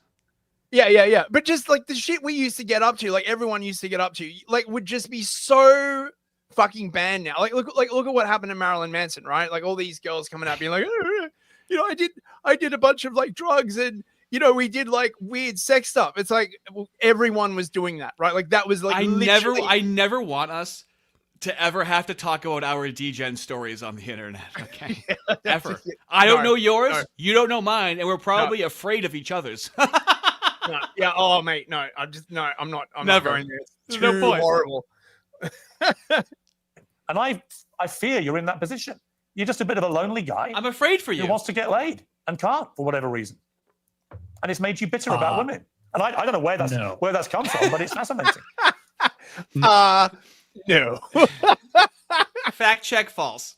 Fact check false. No, see, here's the thing. First of all, you're very caught up in the labels. It's always you're a racist, you're a misogynist. You said you were a mean nothing racist. to me. Oh, You gave yourself. Can I respond? You gave yourself the label. What is this? You said I am a racist. I didn't give you the label. Okay. You said, Nick Fuentes, I am a racist. Calm down. Did you or didn't It's you? okay. Did you? Yeah. It's like the best part of the interview.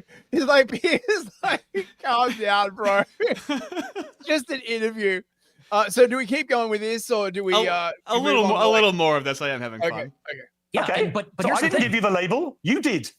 Why are you yelling at me? Because you're trying to refer something that didn't happen. You said, I Okay, gave now you we're the label good. of being a racist. Okay, now we're good. Oh There we my go. god, it's so good. Why are you yelling at me is so good. It's He like- has it's this like- calm energy the entire time. It's like potato chips. Right?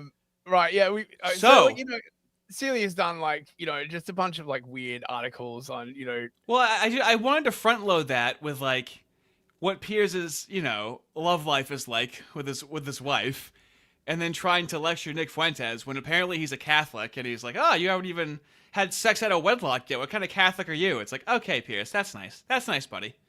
But Nick Fuentes did respond to his. Yes, he did. Yes, he did. I believe this is the. Yeah, this is it. This is it. Okay. No, actually, yeah. So this is the whole thing. And the first 5 minutes of this are like absolute fire. Let's get some super chats out of the way before we get into it. Oh yes, good idea. Okay, let's see who else we got. Okay. What total Get his blackout ass. painting Get his ass. for $10 US. Thank very you so much. TBP. Okay, you get 10 more for the Groper chain. That was gold. Also, we're talking about Andrew Wyeth this week on my channel. Also, I'm talking about cafe standards tomorrow on Sultans. Get it, Check girl. out Total Blackout Painting. He's got like a bunch of shows, and he's a lovely dude. Really, really nice guy. A fantastic artist too. Okay, I went back to the having to switch between windows. You good? Testing 2741. Artie poops are cursed. Things always break. I don't know what that means. Oh, right. Yeah. Can a guy just alleviate himself? Okay, we're people, right? I'm a human being, damn it. And he gifted 1 membership. Thank you. Very nice, much Testing. appreciated. That is a fortunate person to get that. And Fitzchamp for 5 loonies. I have friends who fuck is the incels. I have black dude, and Piers lost to that guy. He lost to that guy. Oh my god. Think of what Piers has to do to lose to that guy in a conversation about fucking. I have friends who fuck. Wait, what are you talking about? And it worked. That's what I mean by he's invincible. How do you make that work? How do you come out on top after saying that? I mean, I gotta say, man, he is making celibacy look pretty fucking good, right? Like, Right? because because what are you gonna threaten him with? I mean, there's that point in the interview where he's like, he's basically saying to Piers, "Oh well, look, it's not really, I can't really get married at the moment. There are people basically trying to kill me. And, Fair enough. But more than that, right? Like, if he had a girlfriend, it would make him way easier to blackmail, right? Like, it would be a massive point of vulnerability. Hey, I'm someone who's been celibate for 9 years now, and I am very focused on my YouTube channel. In a very small degree, I understand his sentiment. Yeah. I want to talk a little bit about Hitler because he got really hung up on Hitler. And he asked me, do I affirm the Holocaust? Do I think Hitler is cool? And he got all bent out of shape. He said, I don't think Hitler is really cool. I think he's really a monster. And he's the worst mass murderer and this, that, and the other. And, he asked me, what is it about Hitler that's cool? And I said, well, the edits, these video edits of Hitler set to music. They show the parades, the military, the speeches, the charisma. And that's just true. That's why I think it's cool. But after the interview, I was thinking to myself, why is Hitler cool? Because he definitely is. And when I say cool, I'm not saying he's good. I'm not saying he's great or anything like that. I'm saying he's cool. Darth Vader is cool. Hitler is Pause cool. this. So I cover cool. this When in you my watch stream the talking about Nick Fuentes, where he rhetorically does a great job of digging himself into a hole that he's very comfortable immediately digging himself out of. It is such a great rhetorical strategy. To say Hitler is cool, what could he mean by that? What could he mean by that? Darth Vader is cool. Just like that. Yeah. Well, he's right. Yeah, but he knows. He always has an ace up the sleeve. Something in his back pocket to immediately clear up what he's talking about. But he lets everyone kvetch about what he just said. So, rhetorically, very fucking effective, strong move. Well, you sort of have to be cool. How do you win the absolute allegiance of a nation of millions if you're not cool? If you don't have an X quality? I don't think anyone would deny that he's a charismatic speaker, a visionary, imaginative, that sort of thing, whether for good or for bad. Most would say bad, of course. But he's certainly cool. And I was thinking, because I saw a lot of the edits after the interview, people took that clip where I said, well, the edits, and then they spliced it with a Hitler edit, a hype edit where there's Euro pop music, techno music blasting, and it's the tanks and it's the speeches. And I was thinking, what is it about Hitler that's cool? Why does it tickle? Because kids love Hitler. Kids love Hitler. Young men see the edits. It's edgy. It's transgressive. There's something that feels naughty and dark about it, but there's also something electrifying about it. There's something sort of interesting. And I was thinking to myself with introspection, why is it cool? And here's why. Why is Hitler cool? I'll tell you why very simply. Because what Hitler represents is if white people didn't give a fuck. That's what it represents. When you see Hitler, when you see the edits, when you see the vision, and what is the vision? Yeah. The vision is you see white people without limits, without restraint. You see white people without the self-imposed guilt, the shame. When people see a Hitler edit and say, that's cool, they don't think about the Holocaust. There's nothing cool about killing people. I'll just go on the record and say that. There's nothing cool about killing people. There's nothing cool about exterminationist ideology. There's nothing cool about anything like that. That's not why people are tickled by it. That's not why people are electrified by it. That's not part of the appeal. The appeal is not the weird pagan stuff that took place. The appeal is not the cruelty. The appeal is not the bigotry or the racial hatred. That's not the appeal. The appeal is that we have been living, and by we, I mean Americans, Westerners, white people, Christians, we are living in a time where all we know is self-imposed shame and guilt and self-hatred. Hating ourselves, hating our ancestors, having to apologize, rejecting the self, elevating and supporting the other, the racial and ethnic minority, the immigrant, the refugee, the someone of a different religion, the oppressed, the marginalized, the dysfunctional, whatever. And we have to feel sorry. We have to feel bad. We have to listen to HR representatives. We have to do environmental studies. We have to do studies about indigenous peoples. We have to do land acknowledgements. This is the society we've grown up in. We watch movies where we're the villains, TV shows where we're the villains, always. You watch Chicago PD, great show. Chicago PD, it's a show, it's a drama about police in Chicago. What do police in Chicago have to deal with every day? What in real life? White people. Take a wild guess. What do Chicago police in real life have to deal with? They have to deal with black gangbangers. That's right. In the South Side, the West Side, the teen takeovers. They have to deal with the Latin Kings. They have to deal with Hispanic gang members. In the show, you would know that. It's always white people. And in the movies, the villain, always white people. In Star Wars, the new Star Wars, the Disney Star Wars, it's a ragtag group of Asians, blacks, Asians, Hispanics, women, I think I said Asians twice, against white supremacist men in the empire. It's a self-hatred, and it runs so deep. It's in our cultural language. It's embedded in it, and it's ubiquitous, and it's everywhere. And what people see in this transgressive narrative, what we're shamed about, is this idea, what if we took the chains off? What if whites, what if Europeans, what if Americans took the chains off of ourselves, which have been self-imposed? What if we make a decision to think freely, act freely, to do what is best for ourselves, to take care of ourselves, to be proud of ourselves, to be proud of our children, to be proud of our ancestors, to be proud of who we are? What if we did that? That is what is electrifying. That is what excites people. When people see the edits set to hyper pop music that are energetic, and they see grand displays, they see strength, they see glory, they see beauty, they see ambition, imagination, they see these things. And again, I understand that is not a perfect or even accurate representation of everything that was going on. It doesn't account for the atrocities. It doesn't account for the cruelty and those things that were done. But to celebrate for a moment the forward-thinking nature of those things, the optimism, the pride, it gives people a kick because we're so used to the exact opposite. That's the appeal.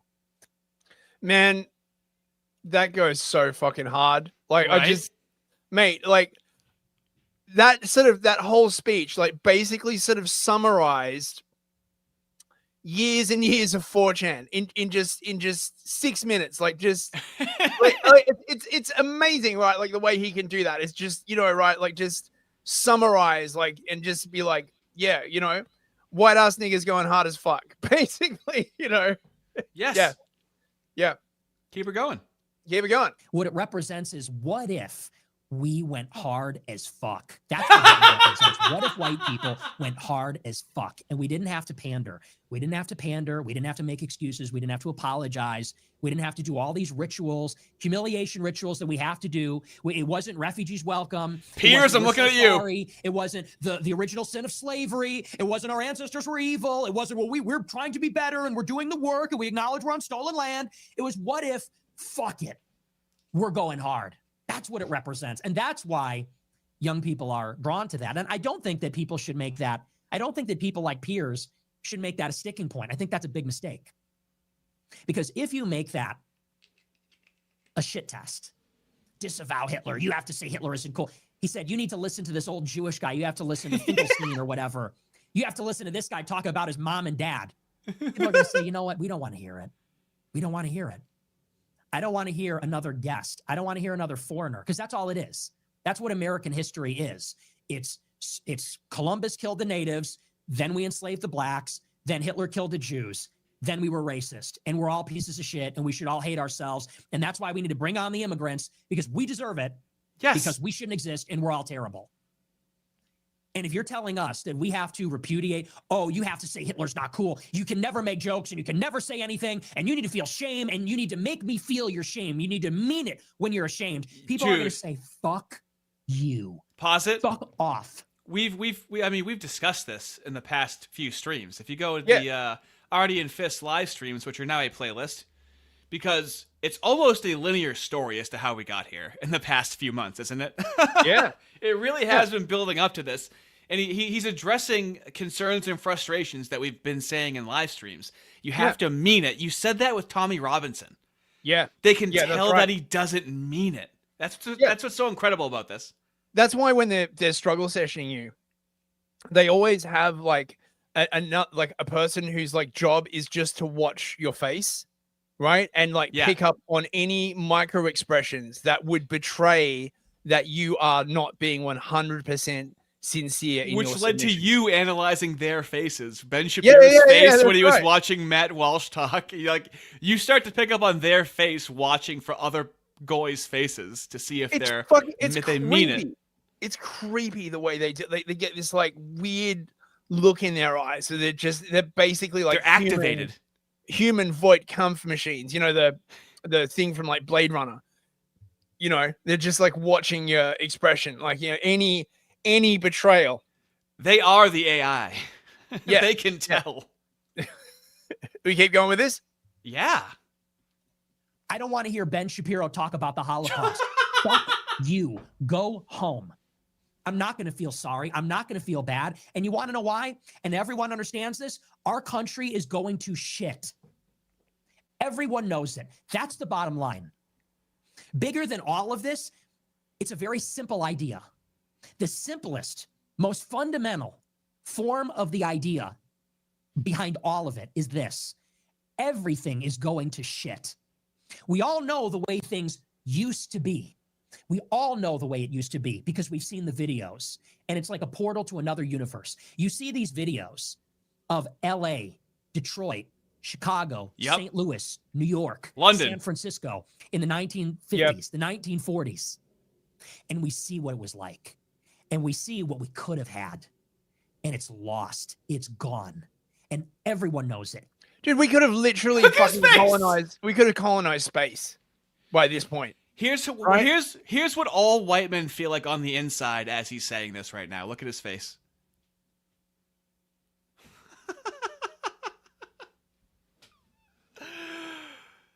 Screaming on the inside. Fist, are you there? I can't hear you. If you are. Hope I didn't lose you, mate. Are we all here? Are we all in agreement? Are things happening and I'm missing them? Rip Fist? The old Rip Fist. Well, I can't click on the video that he has up. He is not muted. He got sniped. Wow. He's in the UK. And Avi got a hold of Fist just now. Wow. And just like that, fellas, you can be digitally abducted. I think he's removing himself, and I believe he's going to bring himself back. Not from the dead, all right? It's not Jesus stuff. Gonna bring himself back digitally. Back from the digital dead, okay? Sometimes you have to do that. If I'm gonna do a little interlude here, God knows what this is. That's essentially where they're taking it, yeah. It's privileged group supremacy, right? Because like they allow for people who support the definition that they give of what constitutes the valid members of the nation is not clarified, and they have their own internecine wars about this. They have their own factions. There are the outright white supremacist factions. There's the kind of flirt with white supremacy faction. There are the, well, if your folks were here before the Civil War, you know. And James Lindsay will do a great job of espousing something and then immediately going back on it. White or black, you count, or whatever. Then you have guys like Matt Walsh. He does a lot of blah, blah, blah, or whatever. Let's play a word game. The only true Native Americans are the white people because it wasn't America before that. And it's like, Jesus, we're going to play word games like this now too? I love it. Someone just called out James Lindsay for a fucking word salad. James Lindsay calls it word games. I can hear you. Yeah, you good. Right. We're back. Yep, we're good. Yep. Do you want to go back to Fuentes? Absolutely. Okay, right. Sorry about that. I got loads all night for this guy. My internet just freaking died. You're good. Must be Moss. They got me, bros. They got me. Fortunately, I had a bit. Look at his face. Look at his face. That's me every day. That's how I can stream, because I have that on the inside. Everyone knows things have gotten worse, and we know exactly why. Because in 1968, MLK Jr. got shot, and race riots destroyed all those cities. Detroit was the Paris of the Midwest. Now it's a fucking dump. And then, after all the cities got turned into a dump and the whites fled, then they poured the immigrants in. And then for 50 years, we were subjected to wave after wave, unrelenting of immigrants that we did not desire, that are not making our country better. We voted for it. And that doesn't mean that they're horrible people. We don't need to say they're bad people, but they're people that are not improving the country. We all know that the types of things that we had qualitatively are different. I'll give you an example from the city of Chicago. My great uncle used to run security at Marshall Fields. Marshall Fields was a flagship department store in Chicago. It was basically like a World Heritage Site. And every Christmas, they put up elaborate decorations and a tree and window displays. And people got dressed up when they went there. It was a big deal to go Christmas shopping at Marshall Fields. That's a time when people cared. That's can you pause it? People cared about the customer. Do and the you quality have of like shopping centers and areas of commerce that you look back fondly upon from like where you used to live? Yeah. Fuck Right. yeah. Yeah, absolutely. I mean, fucking dude, basically everywhere.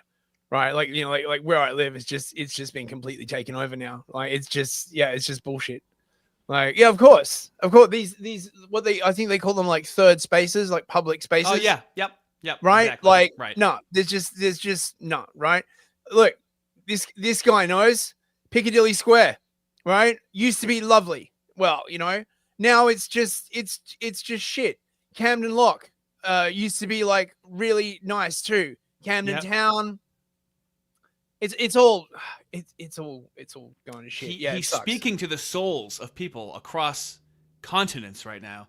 That's right. A few super chats. Yeah, well, I just like threw this up because like the new GM, if Fuentes ever gets a girl, she will know that face well. Yeah. And then he's going to have this face in a day later. Okay.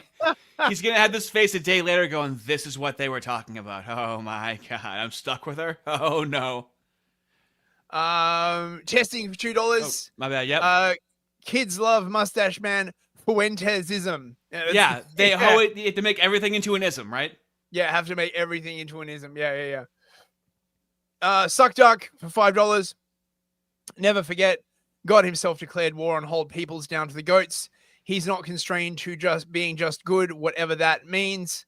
And where can we learn more about that, Fist? That sounds like Old Testament shit to me. Well, do you do any conversations about the mighty smite that God used to have, and possibly a stream that you do? You know. Well, I mean, yeah. I mean, you know, there's this stream that I do on Mondays called Fistery. You can go and like check that out. It's what did I do the last one? Well, I did one that seemed to be very, very well received on the destruction of when the Roman Emperor Julian the Apostate, allied with the Moos because he didn't have anyone to like sacrifice stuff with, and tried to help them like rebuild the Second Temple. So you know, he'd have people to hang out and like sacrifice stuff with, and a bunch of like explosions like basically like messed the whole thing up. And the church fathers at the time are like, yeah, that's what you get. That's what you get for going against Christ. It's insane, right? Like just and so Fist is doing a very linear history of the Moos. I mean, do you have like the Moo encyclopedia essentially that you're combing through? I do. It's sort of the last few episodes have just basically been on sort of like the background. Yeah, that's right. The last one I did was on the Ashkenaz and like Khazaria. You know, did they really? You didn't have any Khazarian milkers, and it still did well, and people still liked it. A milkless Khazarian story, and they still liked it. Think of what he must be saying. Milkless. Abby Shapiro is very, very disappointed with me. Julian the Apostate died against the Persians. Thank you very much, Hippocratic Oath. I didn't know that. And so I don't know. I'm kind of like leading up, I guess, to what I really want to do is European history, and I think the pivotal event is really the Black Death. So I'm probably going to get into that next. Like, not only because it was such a incredible event in European history that like completely shaped the economy, but also because of sort of all the Moorish involvement and the pogroms and stuff. But yeah, I'm just going over the Moorish encyclopedia. There's like tons of amazing history in there that most people aren't exposed to. So yeah, let's come check it out. Continue the video. Let us continue the video. Wait. You're good, bro. Oh God, what's going on here? Hang on. You're good, mate. Hang on. It's hang a on. little triangle that you push with your finger, bruv. Right. Sorry, wrong window. Experience, and there was a real commons, a real sense of pride in our public gatherings, our public spaces. And it was a big deal. People got dressed up and they went downtown like it was an event, and they looked at the beautiful decorations and they shopped. My great uncle ran security there, my great uncle Tony. And now you go to these stores and people are getting shot. There's no decorations. Nobody gives a shit. It's a free-for-all. You go to Macy's, you go to Marshall Fields, it looks like a flea market. And everybody in there is speaking a different language. And everybody in there is acting like it's a free-for-all. Kids running everywhere. It's a nightmare. These are the qualitative things that we're losing. That's our civilization. That's our society. That's the way things used to be. It's not about the technology. It's not about the GDP, whether you can assign a dollar amount to things. People say, well, the economy grew and we have TVs now, but we lost something qualitative. We lost something that cannot be measured, and we lost it because of diversity. We lost it because we gave up. We lost it because we blamed ourselves. We became guilty. We lost the standards. We started making excuses for everybody. This is the simplest form of the idea. He gets so Italian. We have Look how lost Italian he is. something Stugats. that is priceless, something that is not recoverable. We were cheated. It was our inheritance. Thousands of years of culture, thousands of years of cultural and genetic transmission, of wars and battles, of industry and intellectual pursuit gave us the civilization of the last century. And it's gone now. Yep. It's all gone. It has been destroyed, and it's never coming back. And it's that profound and deep sense of loss and alienation from our own home, from our own identity, from our own parents, from our own history. That is what is driving this. That's the problem. And it's implicit in Piers Morgan, his glib defense of mass migration, when he says, well, the curry is really good. The curry? Fuck you. Yeah, so this is my favorite segment, right? Like, because, you know, the UK is just suffering from mass migration, like, just, and Piers is just like, oh, yeah, but at least we got the curry, right? Like, you fucking bastard. You absolute bastard. The curry? You think the curry can replace the civilization that gave us Shakespeare and the Magna Carta? You think the curry replaces that? Replaces Lord Nelson? Replaces the Constitution of the United States? Replaces the explorers and the pioneers, the conquerors that settled North America? India that took over the entire world? That invented the steam engine and the railroad and the automobile? Curry? Ethnic food? Fuck you. And you want us to feel sorry now. You want us to apologize to some Jew selling a book? Well, you should read my book where I talk about my parents that died. Your parents, why don't you go to Israel? There's no excuse anymore. What are you still doing here other than to bitch about our people and our civilization and our God and our ancestors? It actually makes the most sense if he's a Fed in order to get the moose to go back to Israel. Like, this actually lines up with the only motivation of him being a Fed of what that you've come up with. Yeah, that's literally the only possible explanation. That, you know, the Zionists are using him in order to basically, you know, get moose to go back to Israel, the ingathering of the exiles. They call that. But, you know, but also after the war, like, you know, Israel's economy is like kind of like in trouble, and no. Look, I don't know, man. I don't know. Of that. That's what it's about. That's the part of Hitler that no one wants to talk about. They want your internet seems to be coming out, I believe. The fuck? For the video. About the 6 million. They want to talk about, well, what about this, that, and the other? That's the feeling. That's the feeling. That's the vibes. That's why that's why it resonates with people in the 21st century. It's not because people are ideological national socialists necessarily. It's not because they read Mein Kampf and they're whipped up about Lebensraum and in the particular. Oi, mate. Feast. There we go. For fuck's sake. Can you still hear me? Yeah, I can hear you. But can you still hear me? Yeah, I can hear you. Yeah. If you want, we're at. It's fine. We're at an hour to start to wind down. So let's just going try. On. Yeah, you were traveling with better internet. So, if you want, we got some dialing things down videos. It's the appropriate time anyway, right? Yeah. This London is so bloody horrible, right?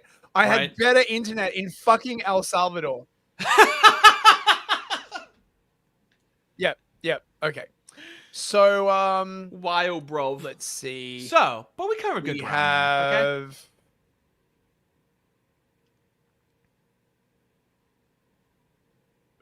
We have Ronald Lauder. He's the head of the World Moorish Congress. Sorry? Oh yeah. Yeah, the World Moorish Congress, yeah. Well, yeah, the same one that Sitch was like, "Oh, what? It's just the World Jewish Congress. This is some nonprofit." Today, we're in the fight of our lives. And this first we must use social media because I think your internet's fucked, bruv. You might have to send it to me. Yeah, it's not just that's what young people. Is it fucking up for you at all? Story to the world. Wait, there's no audio? No, there is audio. No, but hang on, let me Yeah, mate. Dude, what the fuck is going on? Yeah. Can you hear me all right? I can hear you fine. Let's try this again. It's just the video that's being played. Let's try this again. Okay, let's try this again, shall we?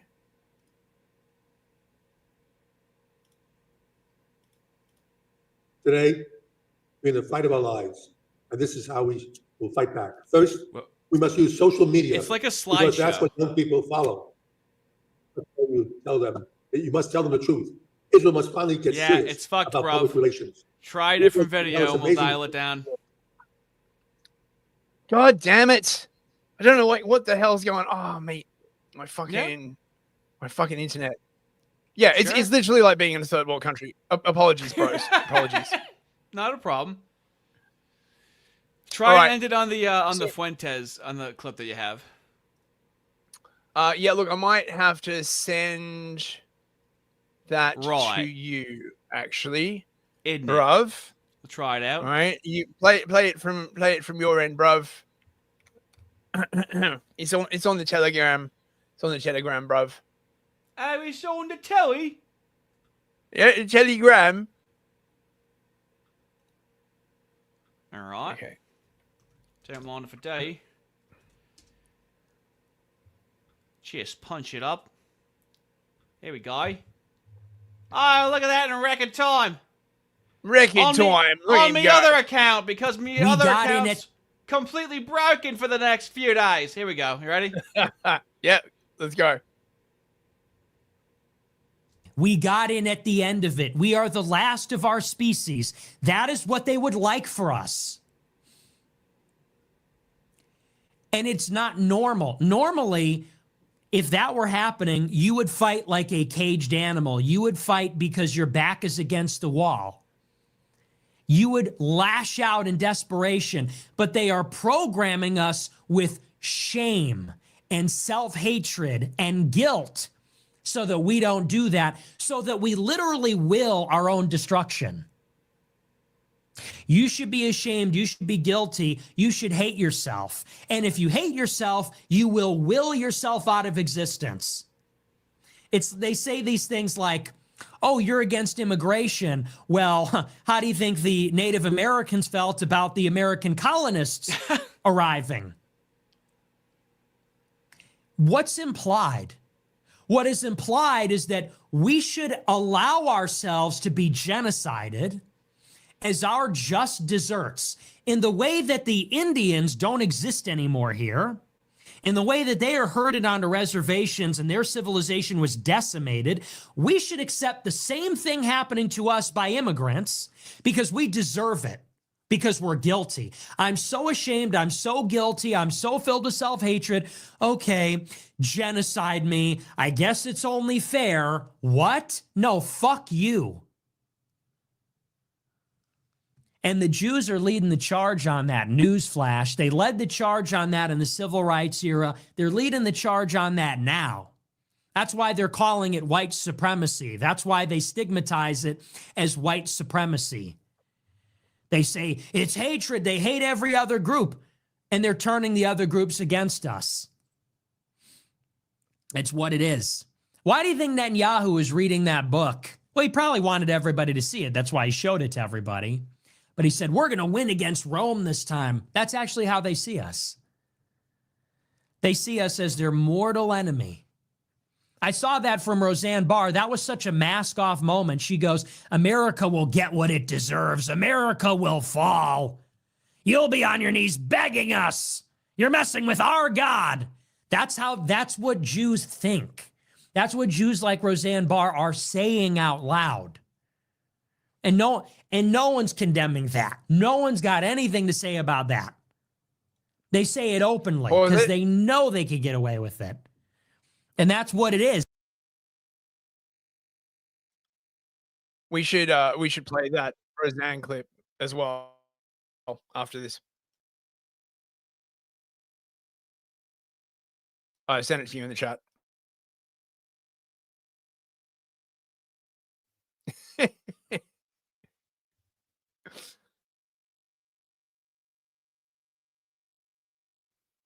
are you going to do about it, Nick Fuentes? What you going to do about it when I tell you, you little bastard, you're going to be begging muted, the by way. Jews You know to that, give Artie. you... You're muted.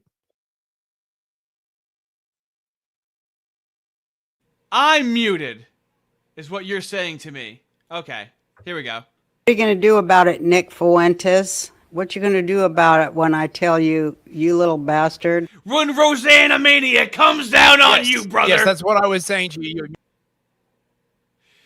Why is she doing a Hulk Hogan impression is what I want to know about. What are you going to do about it, Nick Fuentes? What you gonna do, What you brother? going to do about it when I tell you, you little bastard, you're going to be begging the Jews to give you... You're going to do... I don't know what. Medicine for his Kalman syndrome. You're going to be begging the Jews to help you down on your knees and repent like Kanye West. What you gonna do when menopause mania rains down on you?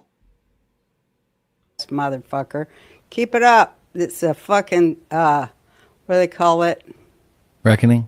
It's a sting. It's a God sting. Are you going to go against the God of Abraham? You're going to beg talk for the help God from the Jews, of the brother. Torah? But there's going to Keep be no help. I mean, this is consistent across moves where you're gonna be sorry because they have all of these connections with each other globally. What else would be funding that exact same sentiment because, over and like, over again? It's not like... Well, your internet's absolutely fucked. So you're on a delay. So fellas, it's been a good night hanging out. Homeboys coming in and out the late. thing, all right, like the God of destroyed the temple. Wow. They got him. Yeah, that's rough. That is absolutely rough, Rip. Fellas, hands that hurt in the chat, okay? The moos have gotten to him. They are trying to take away his voice, and we won't let it happen. We have the new GM, $5. Thank you so much. Really appreciate it. The God of Abraham and the God of the Torah are clearly different dudes. Wow. Well, if you have that opinion, then something might happen to you. That's not a threat, okay? I'm just saying that you might live to regret what you're saying. And I'm just saying that factually, okay? I'm not making a threat against you. Well, it looks like Homeboy's internet pooped out. What the hell are these?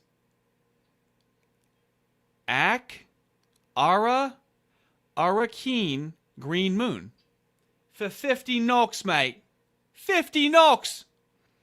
They are being drawn into internet blood sports. They are so unused.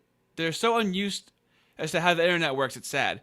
They are reacting no longer in charge. It's funny. Yeah, well, that's the thing.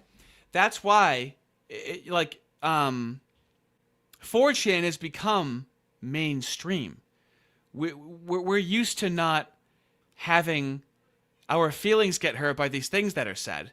You know, we have a lot thicker of skin when it comes to these issues. And then when they're against people that don't immediately like recoil, they don't know what to do. They only have one trick, which is funny because I've been saying this about the left for years, back before I knew about the moves. For the years I was saying about the left. Am I back? Yeah, they're not smart. They just have power. It's not that they're smart and that they have this grand plan. They just have power because they embarrass themselves publicly over and over again, and they never can change their strategy. We have to change our strategies all the time. It's made us clever, and that's why they don't know what to do right now. You sound perfect, so go ahead. Okay, yeah, I mean, look, that's absolutely true. Like, and I think, you know, they are suffering actually from decadence themselves. Yes. If you go back like 50 years, right? Like the giga moves that they had, like, you know, like Kissinger and stuff like that, right? Like these were like proper movers and shakers, right?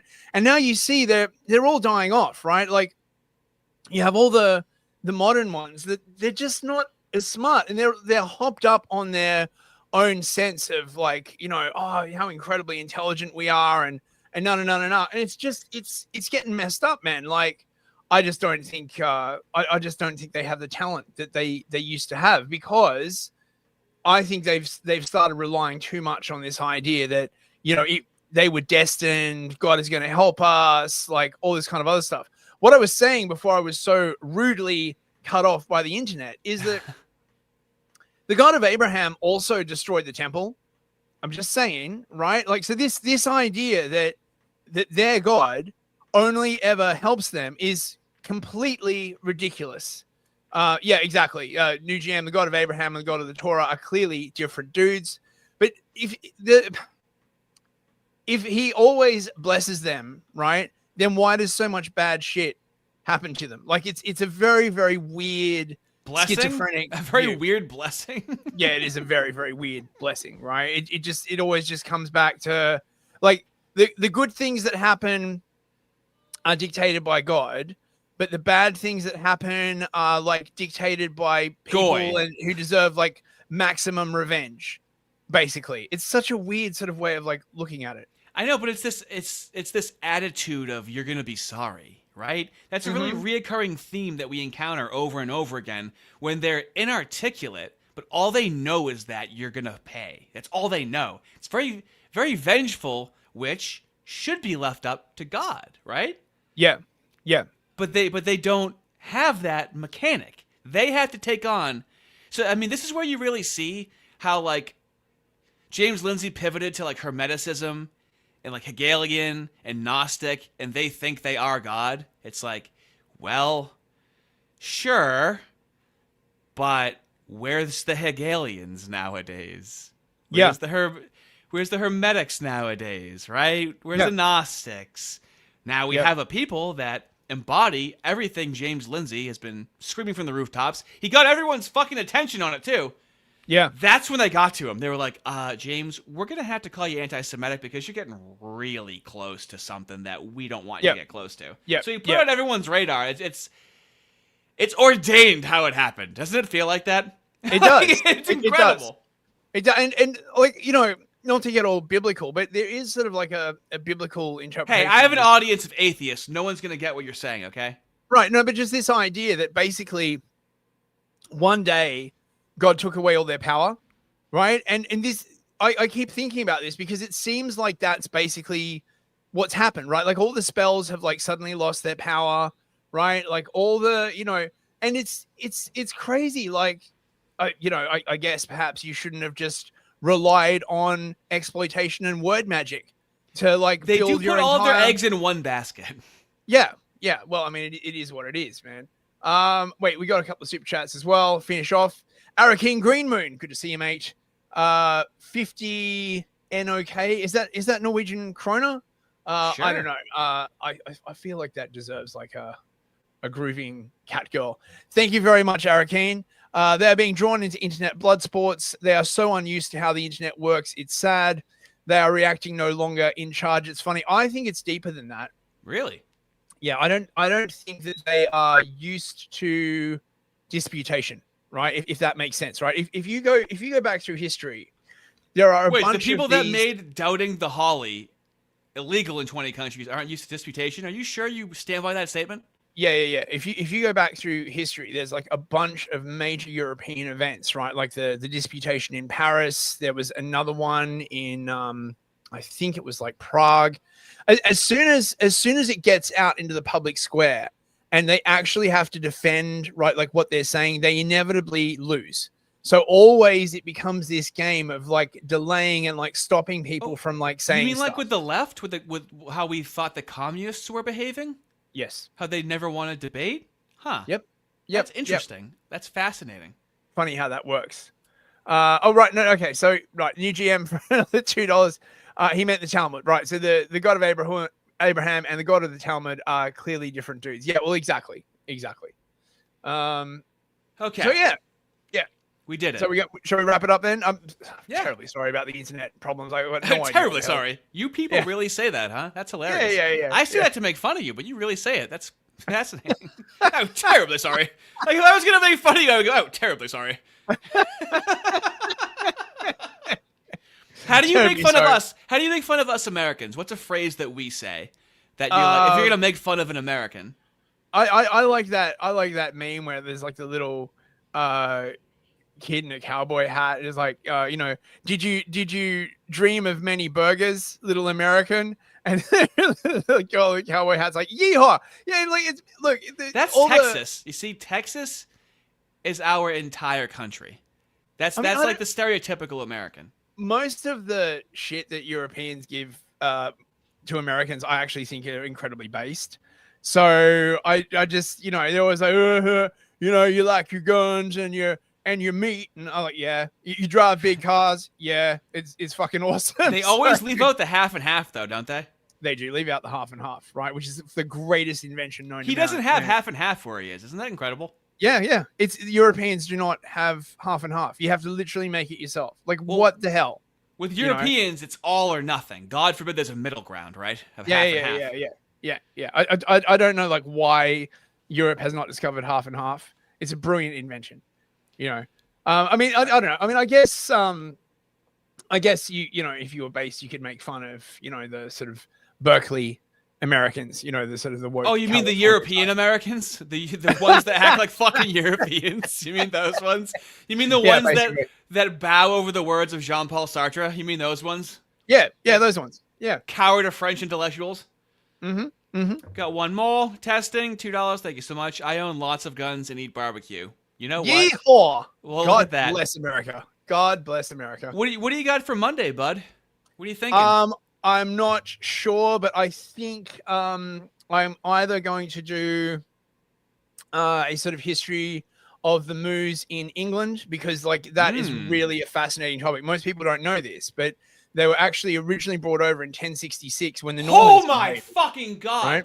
They didn't get to America until the 1630s. Oh mate, they have shaped the history of England like you wouldn't fucking believe. They were basically brought over by an invading country to be tax collectors. Here, you do something with them. Yeah, and no. They were brought over specifically to be tax collectors, right? And they were given all these privileges over like the local people. Like if you wanted to like get a moo into court, you needed 12 witnesses, 12 Gentile witnesses, right? Like it's insane, right? And then surprise, surprise, about 50 years later, they owned half of the entire country. So yeah, it's there's a whole bunch of like stuff about it that most people aren't aware of. So I might do that, and I need to do something on the Black Death, but I need to do some like preparation. It's gotta be done proper, a proper strong one, right? Yeah, it's gotta be proper. Got to be a proper strong one. Tomorrow at 7:30 p.m. Eastern Standard Time. No, Monday. No, for me. Not you. I'm thinking of me, right. myself. But actually, there's a video that I didn't play, and this will be a little bit of a snippet for tomorrow. Made a little montage that I didn't even show anybody. So, James Lindsay. In other words, this is part of the symphony, and I don't think that's the case. Actually, what's going on here, mate? Hold on. What is going on here, mate? From what I understand, There we go. in other words, Now, James Lindsay, PhD, can't do math to save his fucking life, loves the analogies, okay? He loves the turn of phrases whenever he's explaining something, you know, it's like a pasta, okay? And you want to add the meatballs, but you don't have the sauce. Now you think I sound crazy. Wait until you hear the death butterfly. This is part of the symphony. What? Just the freeze frame that you were on. It just every time. Just every time. He's not human. And I don't think that's the case, actually. From what I understand, this was totally like a bad hop of the ball. The most interesting part of this to me, in some weird sense, not that Milo is in any sense interesting, but is that he's all of a sudden like elevated out of the sewer on a crane, propped down in the middle. It's like he's been given a Tommy gun and is just told to spin and shoot. Yeah. And it doesn't matter if he shoots at a friend, an enemy. It doesn't matter who he shoots at, just shoot. Oh, I'll have some inserts of James Lindsay doing that exact thing. Where like Baby Daddy came out and said the wrong thing, and now everybody's up out of their chairs like slinging stuff at each other and screaming and throwing punches and stuff, and the security dudes are up trying to like put him in a headlock. We're kind of in that moment, and there's political realities that you can't just you know people are like, well, flip the table. Well, you can't just flip the table without like some kind of revolution. And it's like talking to people that are looking in on an alien land. They don't have it's like they went to Europa and discovered a people called MAGA that they have no. Yeah, James, it's like your body is made out of mashed potatoes and there's bits of bacon in it that people try and pick out. Like, what he always has to go to a fucking crazy analogy. No idea what their customs or cultures are. They're coming out of their shell. So they went, it's like they were like the alt-right was like the caterpillar. And then during the Biden years, it went in its cocoon. And now this like ugly death butterfly has come out. And I think that caterpillar to pupa to death butterfly is sort of the right picture to understand what's happened over He thinks that's good. The death butterfly is good. these periods of time. They went into a cocoon because it wasn't time, and now the death butterfly is out, killing us. Yeah, that makes sense now. And like if we just take that we've got this big, ugly, black, dark MAGA We're being death killed butterfly by a death flying out, butterfly. come out of his pupa, and it's like raining hell down upon our movement and casting an ugly shadow and scaring people off and whatever else.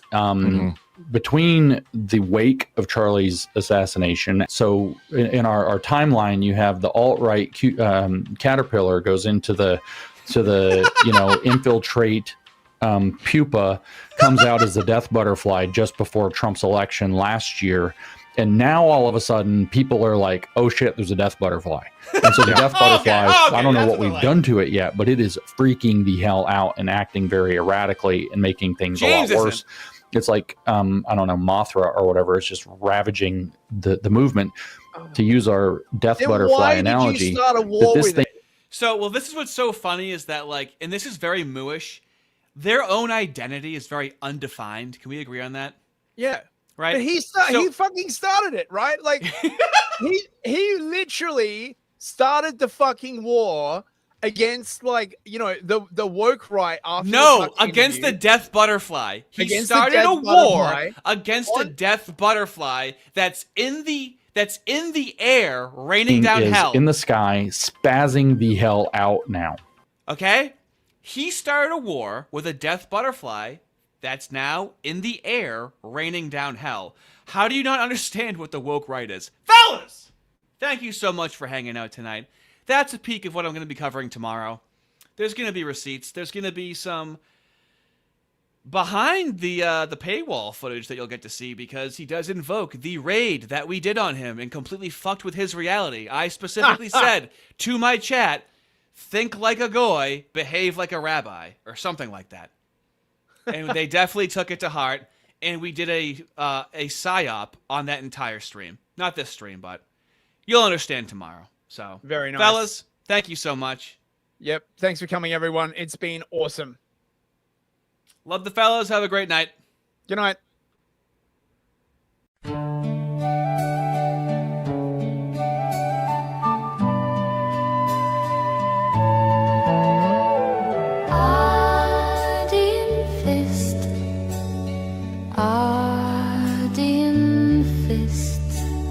You can be sure that we're both on a list. Art in the fist. Art in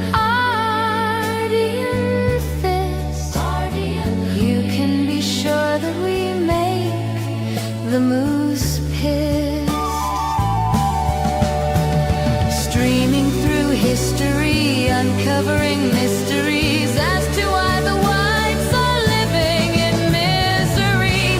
We keep the audience salivating as we continue navigating through centuries of adventures of the ever-evolving small hat wizardry. Ardian fist, Ardian fist, let us show you